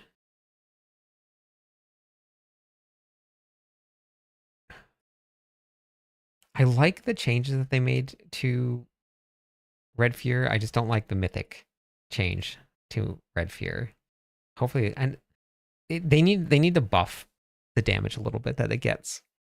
The 1% is not great, and with the drain that Ramlades has, you don't really take advantage of it too much. So they need to buff it. I think like 5% per Fury over. That might be a little bit too much. It's tough because someone's going to figure out how to do it. But yeah, we're gonna. In some cases, we'll replace Battle Mad. It depends on if the build's running Overpower or not. Human form for Druid should be Chopper in his samurai armor. Yeah, that was good. That was good. One Piece cards are becoming more valuable. Yeah, they started taking off really quickly. I've got a couple of the packs, but I didn't really get a ton of them. So if anybody has any they want to send me, send them my way. Cooldown reduction. So this one, I think we're gonna go with Van. How's it going? Uh, attack speed comes. Wait, what is this? No, not it. I am good. I am good.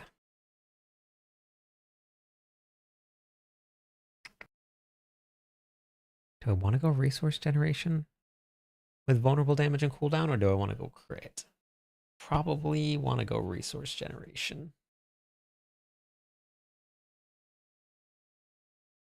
I actually have never looked into Dragon Ball cards. I think that would be pretty cool to see. Resource generation. Let's do the same thing here.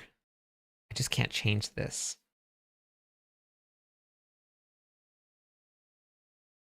Let's just leave the one as resource. We'll just leave that for now.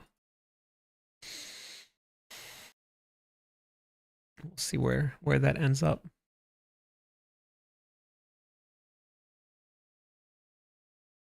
You made Dragon Ball? Wait, what?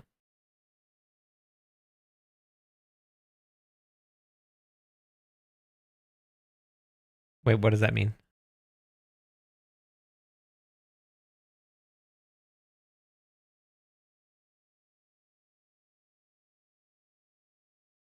Really curious about Pal World cards. They made Pal World cards. What I think just like trading cards. Probably a Dragon Ball Z game. That's I'm assuming that's what it is, Dan. Interesting. I mean, I guess it's kind of like Pokemon cards. Huh. Interesting.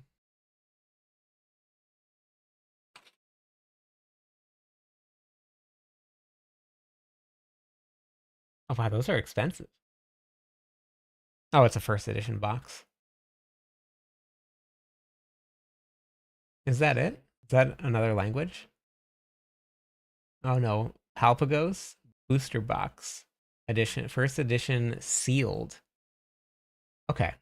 Honestly, like I think that that's probably like this is the time to get in on it then. If you think it's going to be cuz like $150 for a booster box sealed first edition, right? Like if you bought a Pokemon first edition sealed box like that, you're looking at like tens of thousands of dollars. Dragon Ball TCG. Interesting. Okay. Wait, hold on. Dragon Ball Z cards.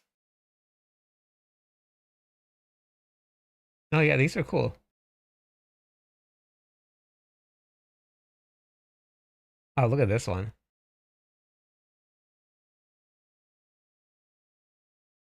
That's cool.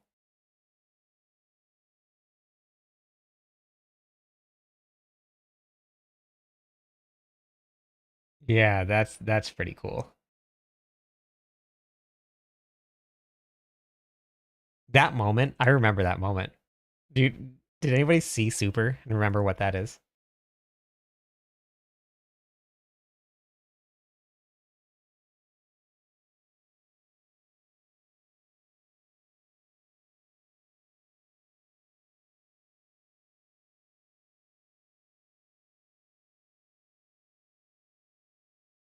You haven't?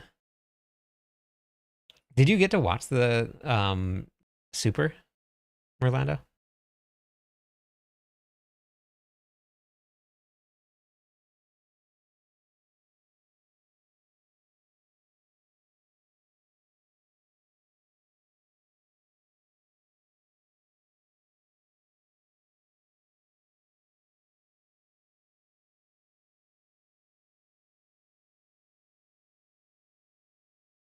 I actually rewatched all the way through the Frieza saga pretty recently.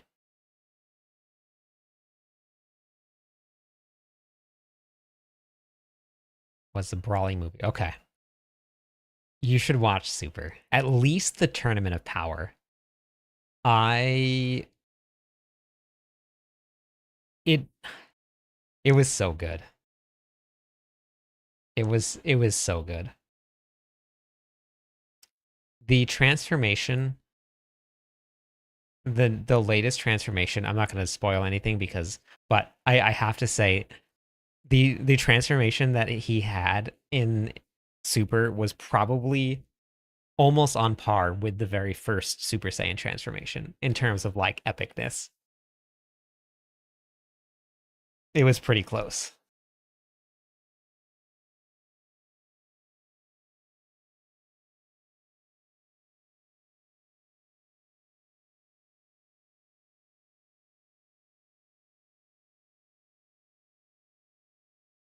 with the War Cat.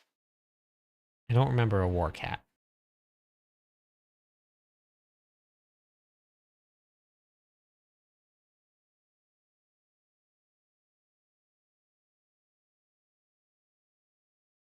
Maybe?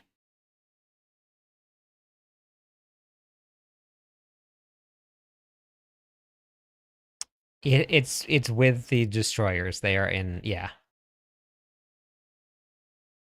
Oh, War Cat. Got it. Okay. Now I understand what you're talking about. Yep. Okay. Yes. Okay. Work hat. Got you.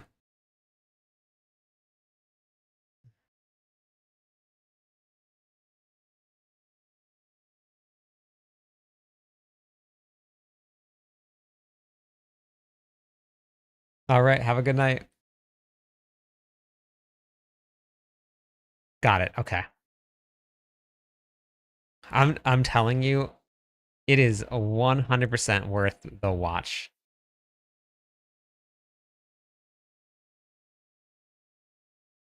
I think when I first started watching it, I wasn't too into it. The more that I watched, the better it got. Yeah, dubs are available. Yeah.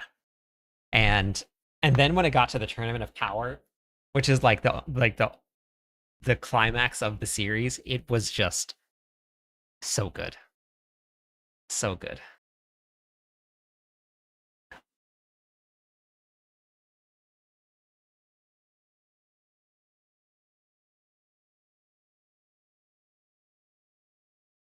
Hey lords.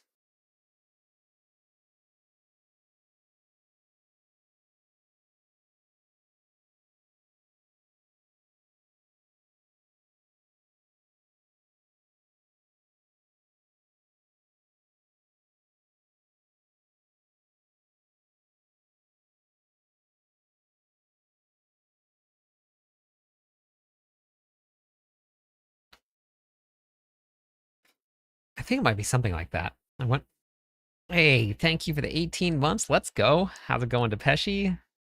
Thank you for that. Thanks for being here for so long.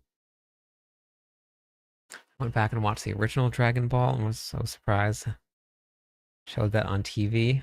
I can't even imagine. I have to go watch it.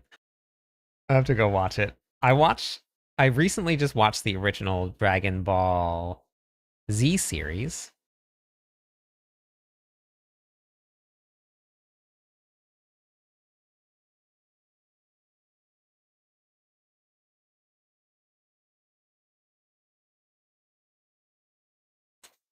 But yeah, I'll have to go check it out.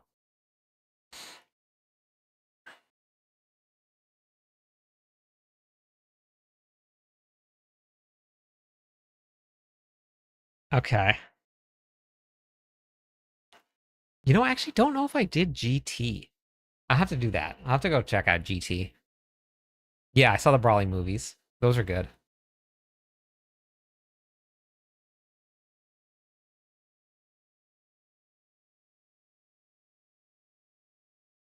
Man, Digimon. It's been a long time. I know that I watched it. I don't remember how much of it I watched, but I do remember watching it. Like, I even remember the theme song.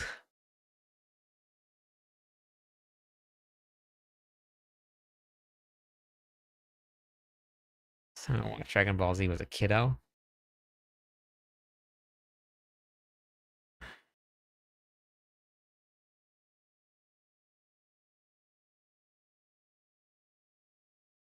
Digimon, I watched before school. That's how old I am.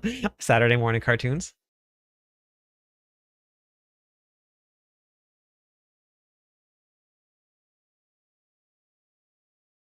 Is that what we're talking about here?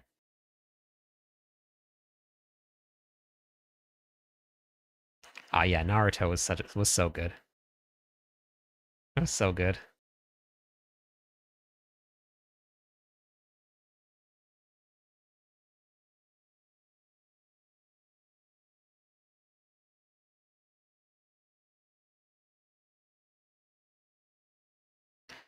Gotcha. Yeah, we had Saturday morning cartoons here, and then we also had Toonami at night. But I don't remember if Toonami started after Saturday Night Live. Not Saturday Night Live. After Saturday morning cartoons. I don't remember what the timing for it was.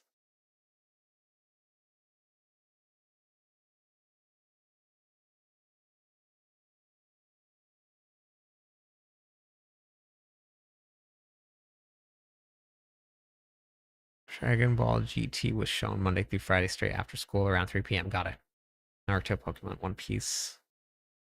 Yeah, so I didn't do Naruto or One Piece until I was an adult. I didn't even um really know they existed.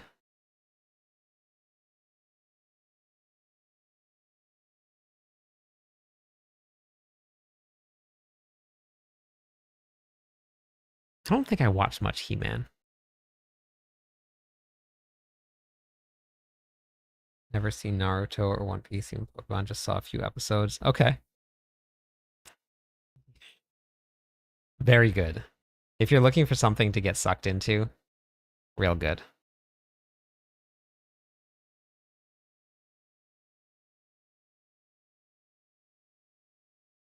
Beast Wars and Reboot were good too.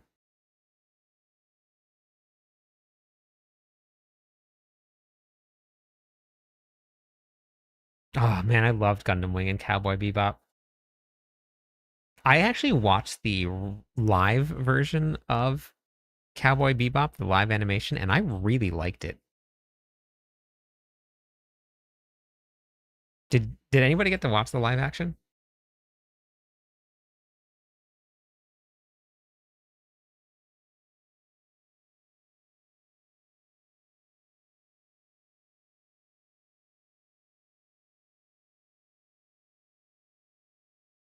You know what I really liked that I think I'm going to do another watch through? I I really liked Trigun.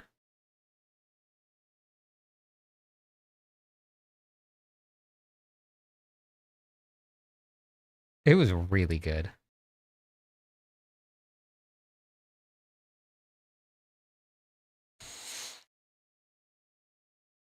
Trigun was so good. Had a figurine of biker mice from Mars. That's funny. I don't think I've ever saw biker mice from Mars.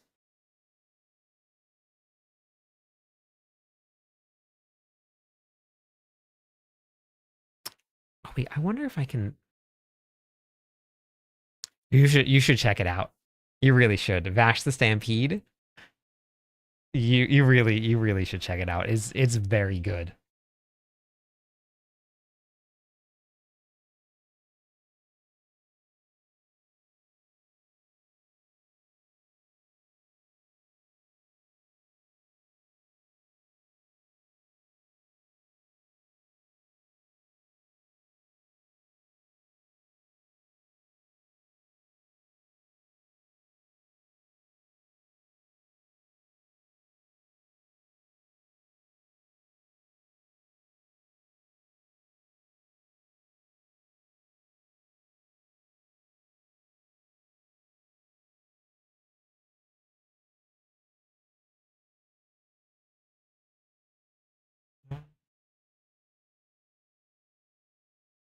I think that's something new.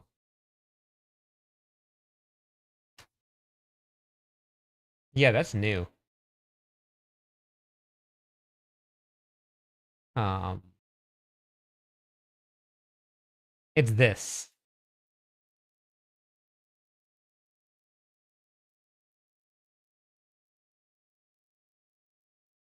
Maybe I'll have to watch that, whatever you sent me. But that one, yeah, I don't know. I don't know. That one looks weird. It's just a different animation style.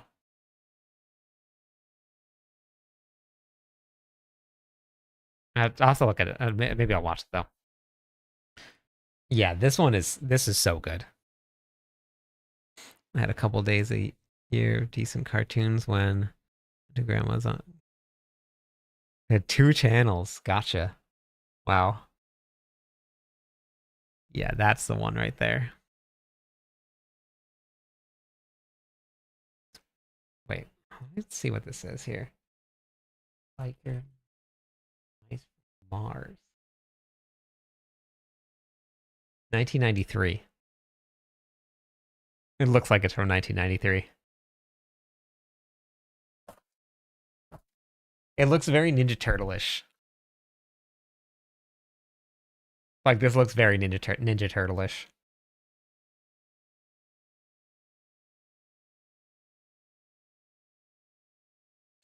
Okay, yeah. Yeah. It makes sense.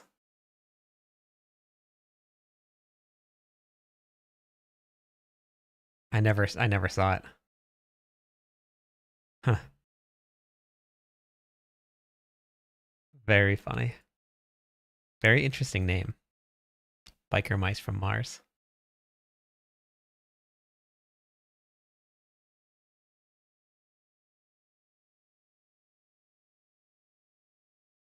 Forgot that waking up at 7 a.m. with energy felt like.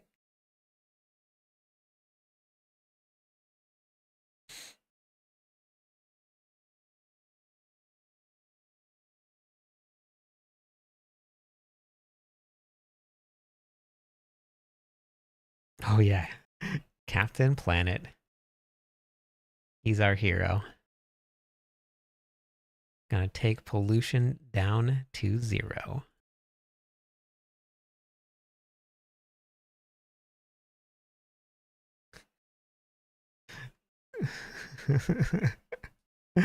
Yep. That's the one. The power is yours.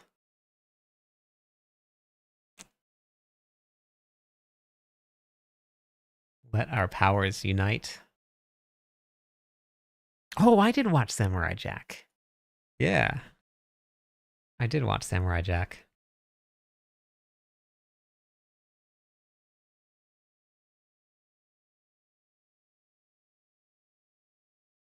I get up at about 5 every day to feed the dogs. Strength.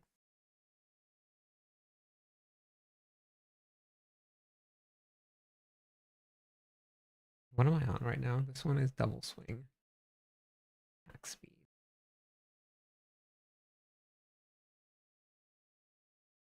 Okay.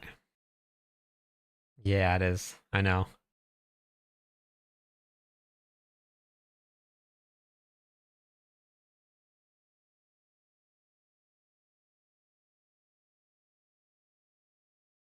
Okay. So we got vulnerable. Good. Resource generation we have. I didn't put resource generation there. I might change it later on. Oh, interesting. I didn't realize that these still say this. Oh. I gotta leave that feedback also for Mobalytics too. Huh.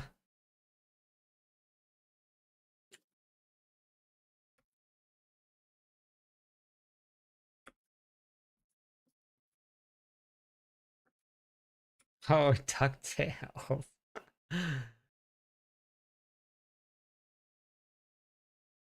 Aspect.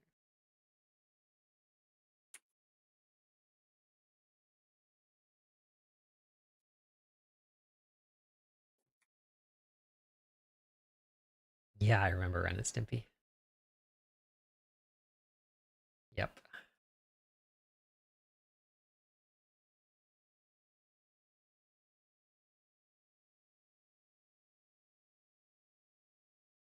Leave that for MOBA. MOBA Loba.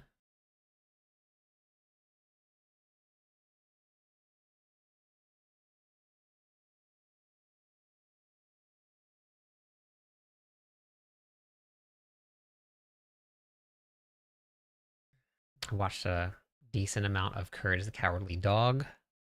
Also,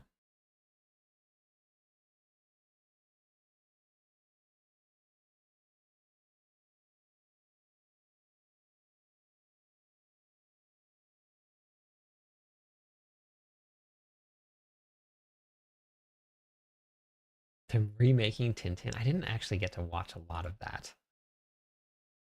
I do know what it is, but I didn't get to watch a ton of it.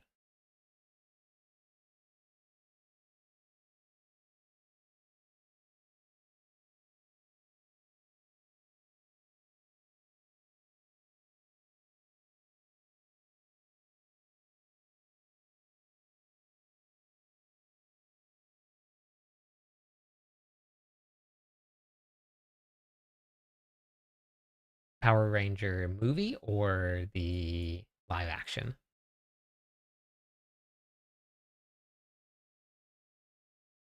Darkwing Duck. I only watched the movie. What is it? The Ooze?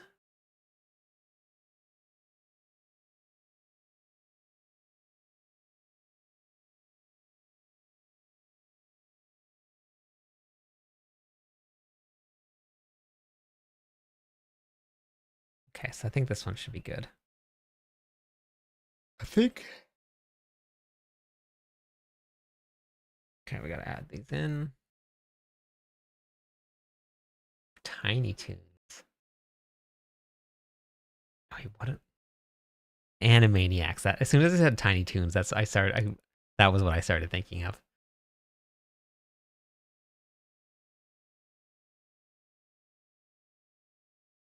It's very crazy because there's like a whole generation out there that won't know, probably multiple generations that won't know anything at all about um like Saturday morning cartoons that were here. I mean, I'm not, obviously they weren't everywhere, but yeah, it's very interesting.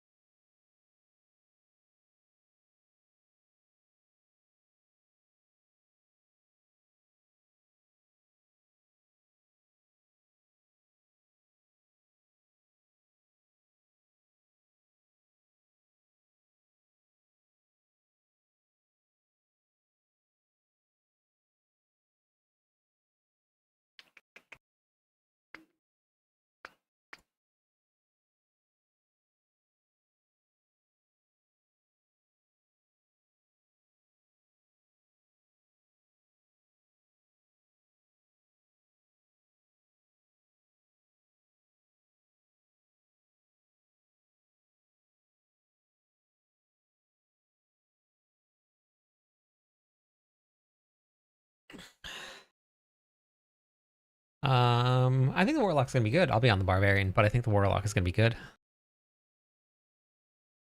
I think it should be pretty good.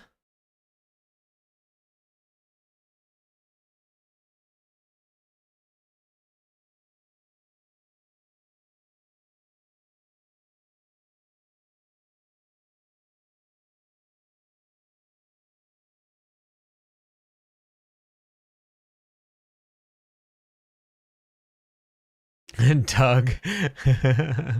Yep, that's a good one.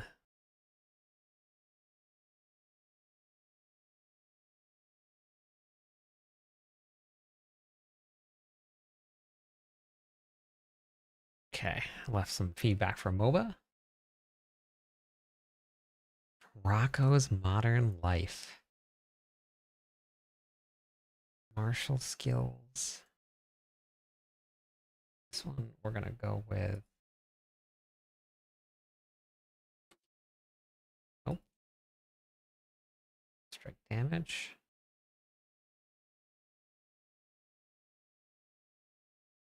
Martial skills. Don't think that. Let's see, we went with max resources, max resources. I really don't think that I'm gonna need too much of it. So maybe we'll do. Wait, what is this one? Is this Selig? Yeah, this is Selig. I think I'll do 4 and 2. Or Marshall. And then we'll do max resources. I'm currently in the middle of, I wouldn't say in the middle, I don't know how far into it I am, but of watching Attack on Titan. So I've been doing an episode here and there. Oh, Saved by the Bell.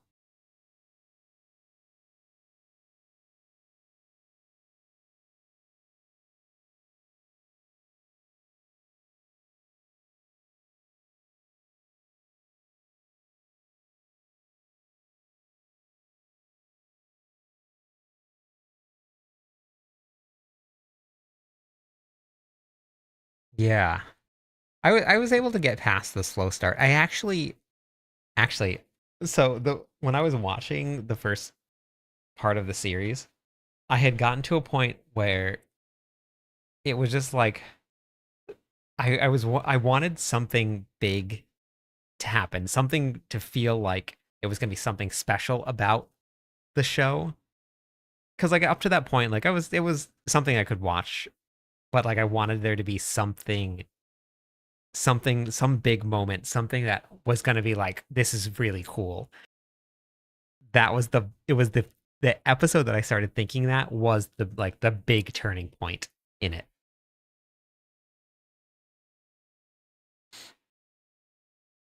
So it happened like at the right moment.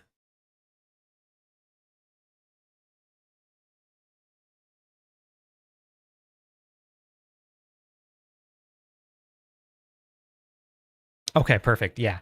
Yeah, yeah. It was like right at that moment. That was the one. It was really good timing. And that was a really good episode too.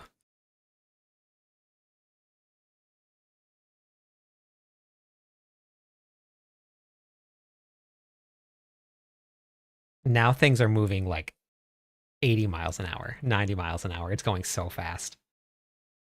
So much is changing right now.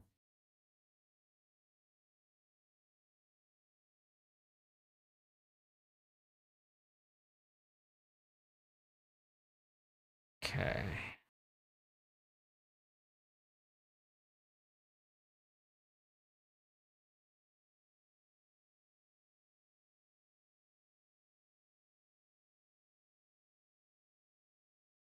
Okay. I can take a couple episodes of slowing down a little bit. I think that's okay. Like it kind of like gives it time to like round out the story, catch up on some things, build some character development. So I think that's okay.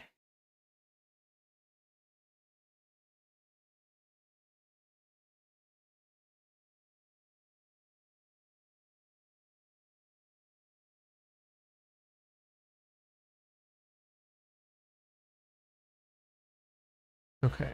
Um, I'm gonna update this one for season 15.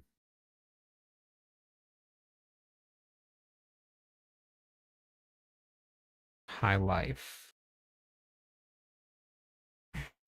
Have share God loot I got yesterday. Sell GA ancients max life. Something useful like physical damage. Something useless. Oh, nice.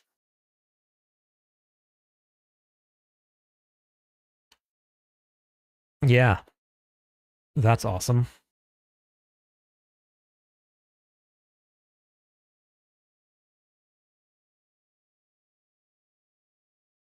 The magic school bus. I mean, while you're on it, you might as well talk about reading Rainbow. I don't even remember what that show was about. I the just remember the name and the guy that was on it. Okay.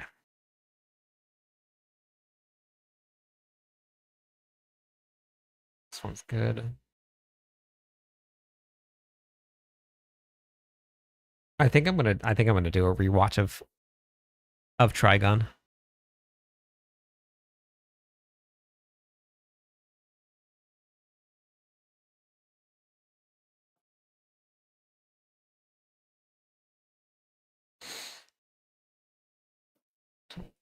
Think we got reading Rainbow there. Oh no. Bill Nye the Science Guy. Leg day at the gym. No, you and Merlando and myself did leg day all on the same day. Hey, Sickness, thank you. Welcome in. That was enough followers to give away some points. Thanks for the follow. All right, so we got Hammer of the Ancients and Double Swing. Actually, I'm just going to update this one to season 15 because nobody's playing this one right now in season 14. So we're just going to update it. Uh, Melee, controller friendly, off meta for now. Let's see. And then we're going to do, I think I'm just going to replace the Selig build. Yeah. Yeah, let's just delete this whole thing. It's always scary deleting things, but I did copy it.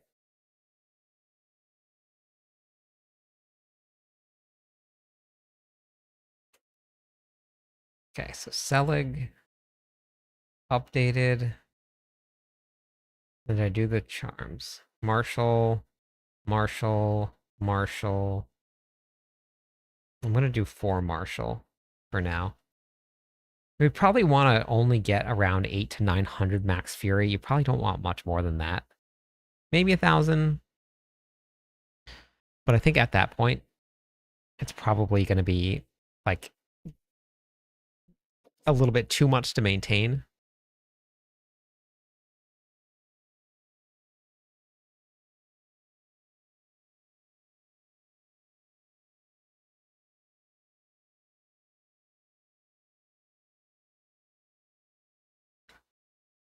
Hello, Bagel. Welcome back. How are you doing?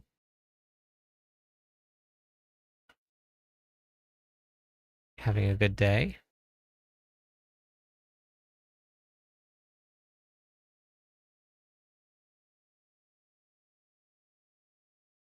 I didn't watch Fraggle Rock. I heard of it, but I never actually watched it.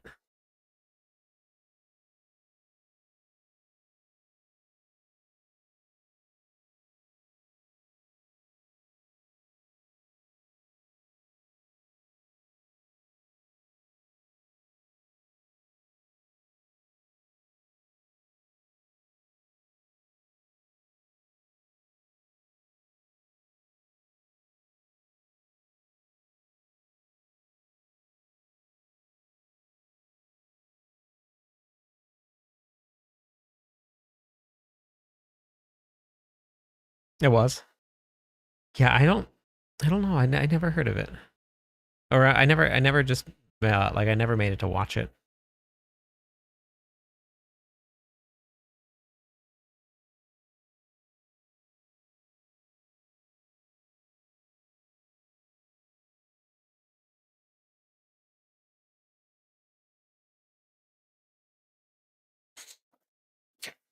All right. Oh wait, Merlando, did you heard that I said that Upheaval has a chance to be like really good next season? I think I said that. I don't think this is gonna change. This isn't gonna change. Okay.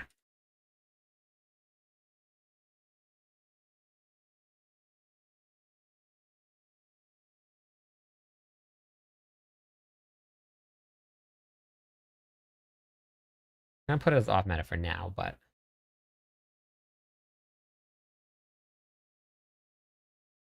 they it's not slow, but it's still still have to stop and cast. But that was some of the feedback that was submit to the devs was that it would be great if you could just move and cast without people. I do like in terms of physics and gameplay, in terms of like an immersive feeling and like feeling like it's actually there. I can understand why it is how it is.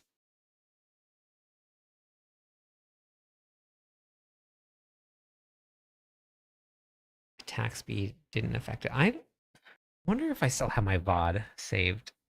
My attack speed was pretty fast. I didn't think it was super slow. Let's see if we still have it saved from the PTR. It should still be there.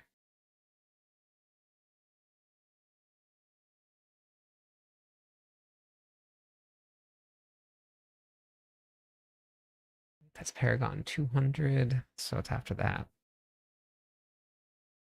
Interesting. Flame charge, so it's after this.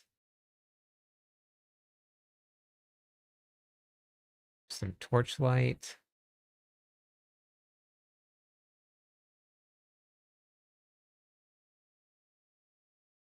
Boss runs. Definitely have it, because Where are the Ancients? Was this PTR? No. August 3rd. What day was the PTR?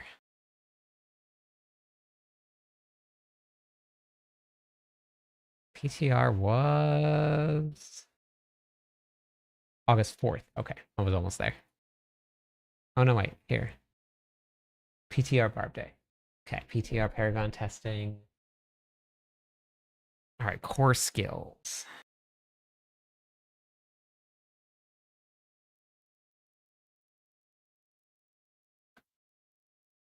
What's on the bar here? This is Hammer of the Ancients. What is this next? Hammer of the Ancients still? Okay, so I tested Hammer and then I think I went into Upheaval after that. So that one was core skills. Core skills.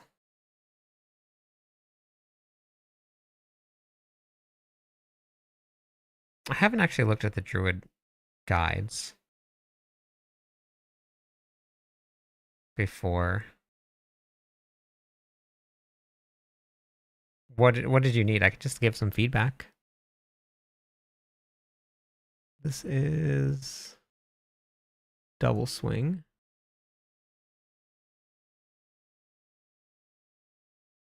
Yeah, this was double swing, and this was pit 135. We're finishing that up. Now, where's Upheaval? That was next. Here it is. Did yours look like this fast, Merlando?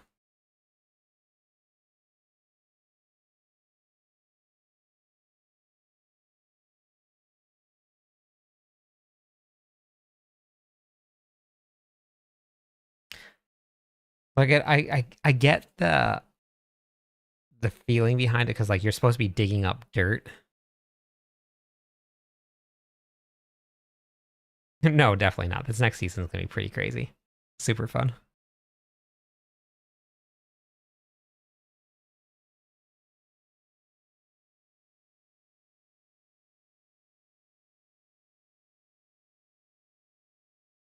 That was my attack speed there. It was the same. Hmm.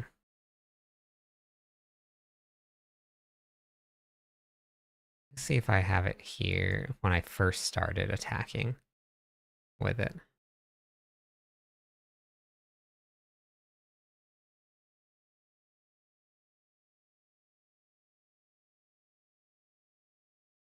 Yeah, no, I'm looking at the speed. You're not bad at D4. But that's just my job, is to make builds. I want to attack something. Paragon board building.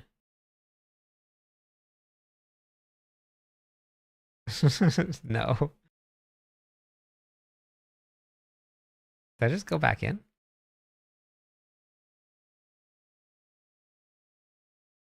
No, this is still a short season. I don't know exactly how long. I'm not in the game at all. You can see it in your reliquary though. If you open up the reliquary, it'll tell you. Also, if you open up your seasonal ranks, but it's right after BlizzCon, the Tuesday after BlizzCon. About 20 days. Okay, yeah, somewhere around there. Did I just not swing at anything? I just put the build together and then I went to go attack. I think I already have everything in, like, and I have all the tempers on for attack speed as well. So I didn't test it. I'll test it when it goes live and see how it feels.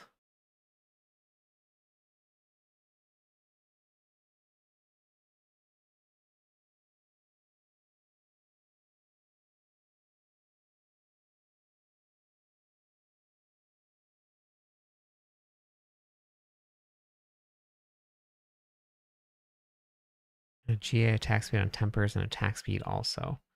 Okay. I am gonna have to check then.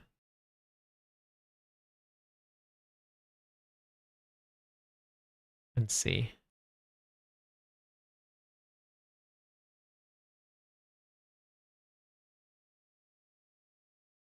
Okay, yeah. I mean, I have it already set up. Uh, so I'm going to. So the upheaval build. Oh, actually, I'm gonna do it right now. It was almost exactly the same as Double Swing and Hammer of the Ancients. There was really almost zero variation at all.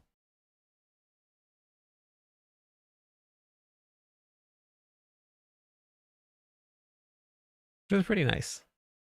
Because then you can just swap to different builds that you want to do.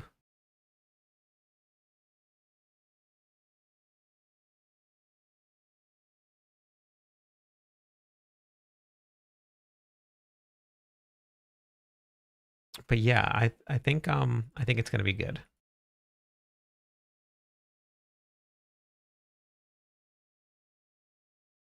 I'm definitely pretty excited about it. Still running no life on Selig since they changed it. Yeah. Yes. Yeah, that's not gonna change yet. We're still gonna do that.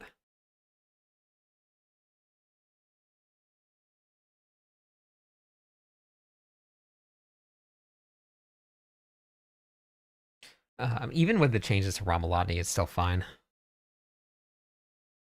Thunder. Thunder. Thundercats. So Selig, we're gonna be changing Mythic. I'm really curious to see where these Mythics are gonna drop from. We got some Foffs here that we're gonna throw on. These Foffs are now like almost best in slot for every build. There's almost no build that's not gonna be running the Foffs.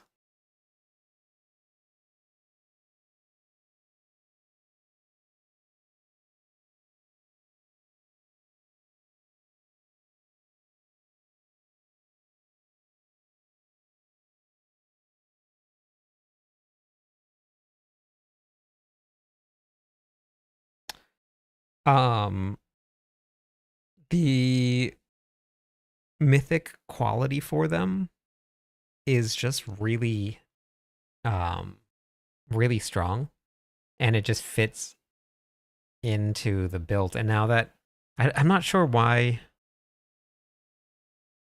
the difference was coming out of the season, because you can use them in the current season, and maybe people are using them now, but I tried running other things, and I even when I was running Earthquakes in season 14, I put on Fist of Fate, and damage was so much higher.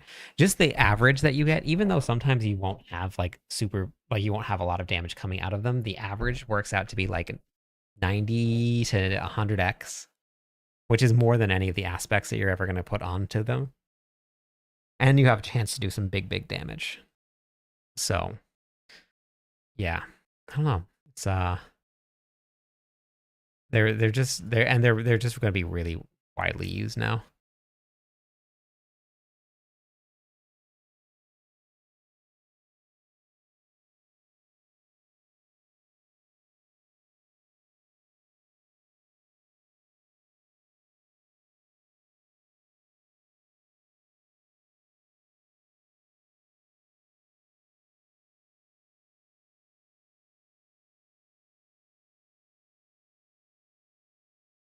I think yeah.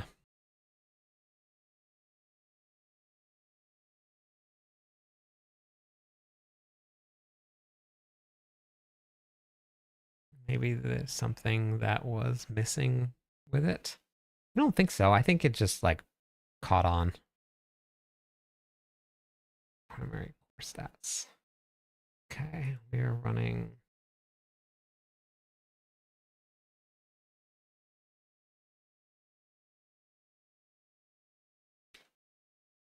crit. Vuln. Morning, Rathiel.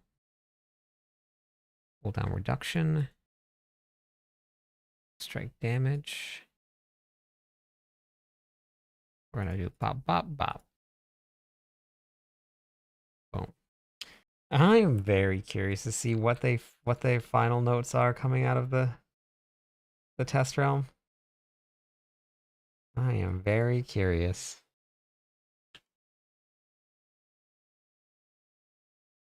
Um, Armor. Distance to all elements. What are they gonna change? And are we going to love it? Probably. Probably.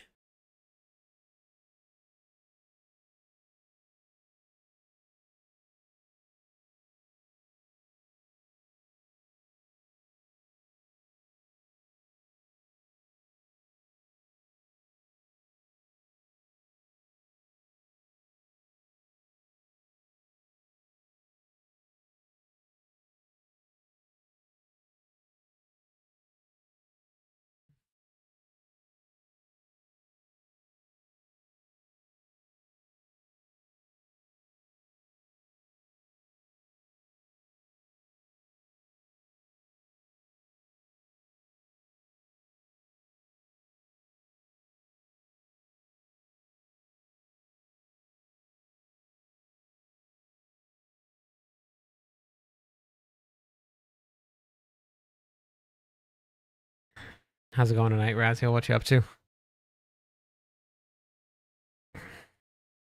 Get ourselves a mythic. This is Hellhammer. So, the reason that Upheaval is potentially going to be so good is the double dipping with Ramalotni. What Ramalotni is currently doing, it's double dipping. It's giving damage to Upheaval, and is also giving. So it's giving damage to Upheaval, and that damage is also being given to Shrapnel or to projectiles, Dust Devils, Shrapnel, all of that stuff. So Ramalades is shooting damage to Upheaval itself. Upheaval is shooting that damage to any projectiles. It is also separately, Ramaladni is shooting damage to all projectiles as well. So you're getting double Ramaladni bonuses on projectiles.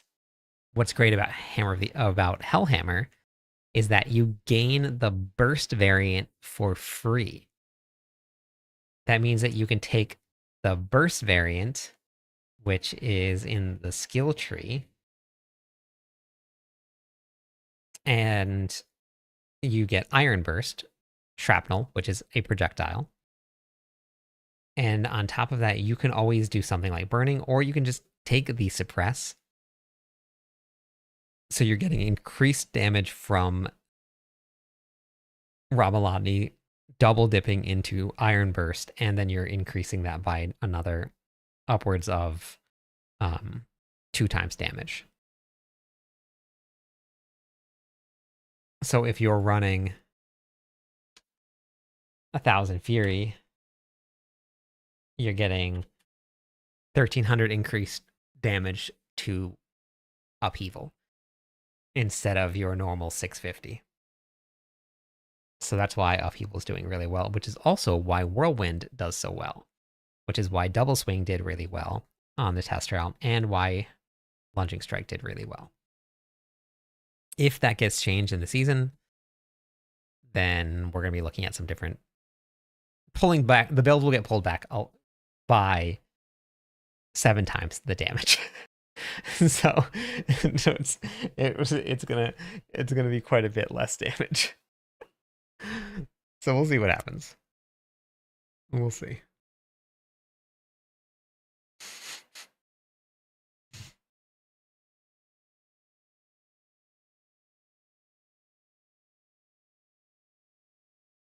Spin to win never goes away. No, it'll be really strong if it keeps the current iteration of double dipping. It'll be really strong. Whirlwind has potential to be the strongest and the most well-rounded barbarian build in season 15 if that doesn't get fixed. There were people in the test realm that were clearing 146 in the tower with not the top gear, which means that it clears 150 in the pits if it can clear that high. Unfortunately, if they fix Ramalodni, which is the problem, then it affects Upheaval and Dust Devils and Lunging Strike. If they don't, then it's all going to be okay. But I think that the bug report may have gotten out a little bit too late, so it might make it through potentially. I'm okay with it for a season. I think it would be fun to have like Upheaval and Dust Devils come out and shine.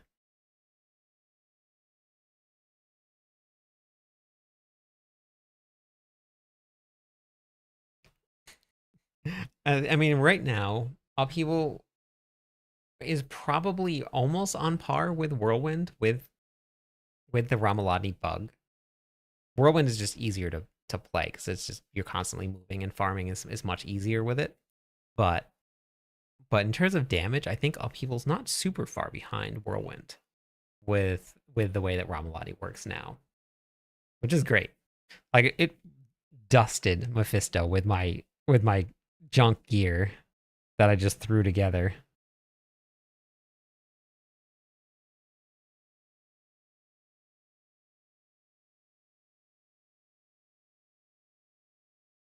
So, okay. All right. I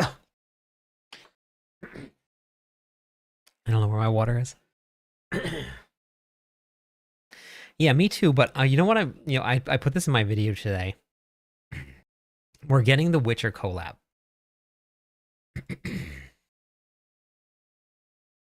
And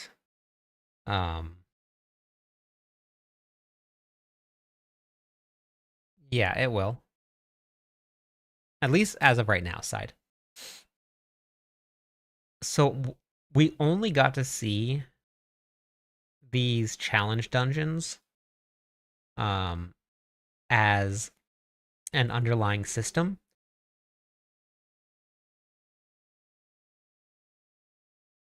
How cool would it be if they brought the Witcher bosses into Diablo 4 in the challenge dungeons? And that's where new bosses for the season. Because we don't know what this is going to look like. We have zero idea. We know that you're going to go into a dungeon and you're going to pick the difficulty that you want to fight it at. 27 months. Hey, chill. I was actually just wondering where you were yesterday.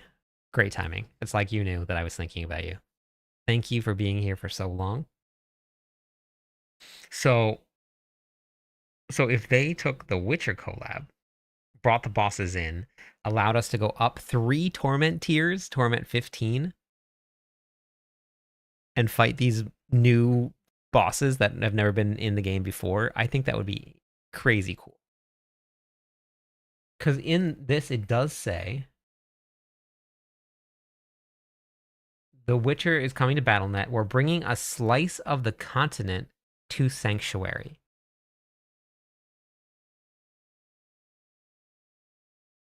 A slice of the continent to Sanctuary.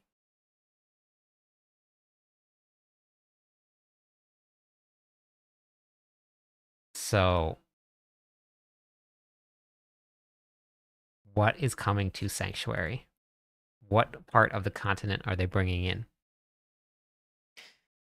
I really think that season 14 was just a bridge to get to season 15. I think that they knew that they were going to launch the expansion pack, and I think that they knew that they were going to go really big for BlizzCon. So I think that everything has been leading up to this. It's good. It's good. I know we're going to see a million Witchers in town. I wonder what they're going to do. I wonder if they're going to have they're going to have obviously the Witcher. Do you think that they're going to bring in Yen maybe for like Sorks? Do you think they're going to have a bard for the bard that follows them around? Hey Golo, how's it going today?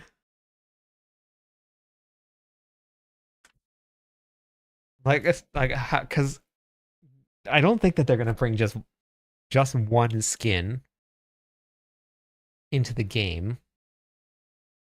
But it also looks like you have to pre-purchase the expansion to get the skin. I don't know if they're gonna have anything in game or not, but they're bringing a slice of the continent to Sanctuary. So if I'm thinking right, if we get bosses in the challenge dungeons, that's the part of the collab. Then if you purchase the expansion for The Witcher, then you get the Geralt themed skin.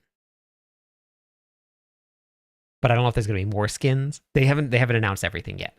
They said, we can't wait to share more information at BlizzCon in September. So there's more information about this coming out still.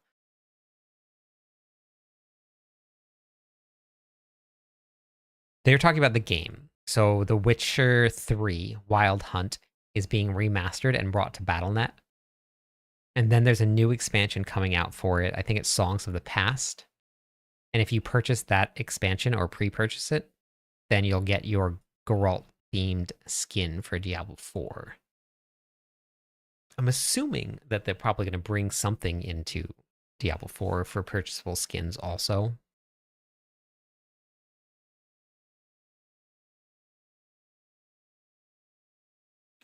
Yeah, yeah. I'm not sure what they're going to do about that or not, because they do have more to announce. So you may get a Geralt themed skin if you purchase this, but they might be bringing in more. But they are bringing part of the continent to Sanctuary, so I don't know what is going to happen. But I hope it's not just a pre-purchase for that. I hope there's something else. Because I would like to run around as the Witcher for a season. I would like to run around as the Witcher for a season.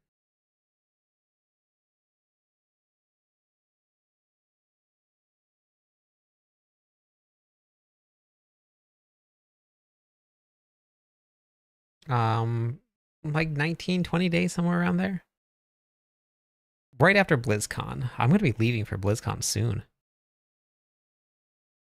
I fly out on the 11th. So 2.5 weeks, I fly out.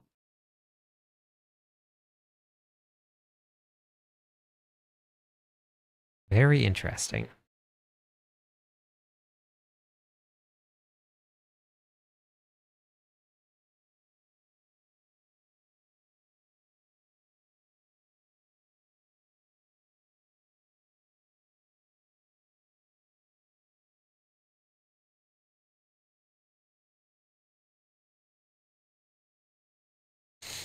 Okay.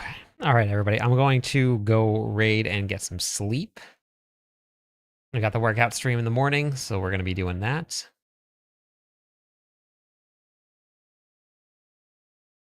But chill, it's good to see you again. I'm glad that you're back. Hopefully everything has been good. See you later, Errol.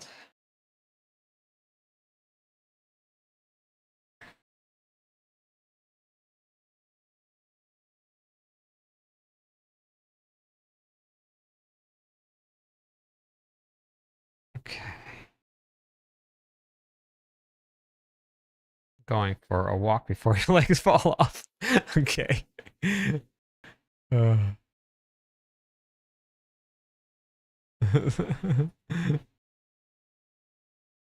All right.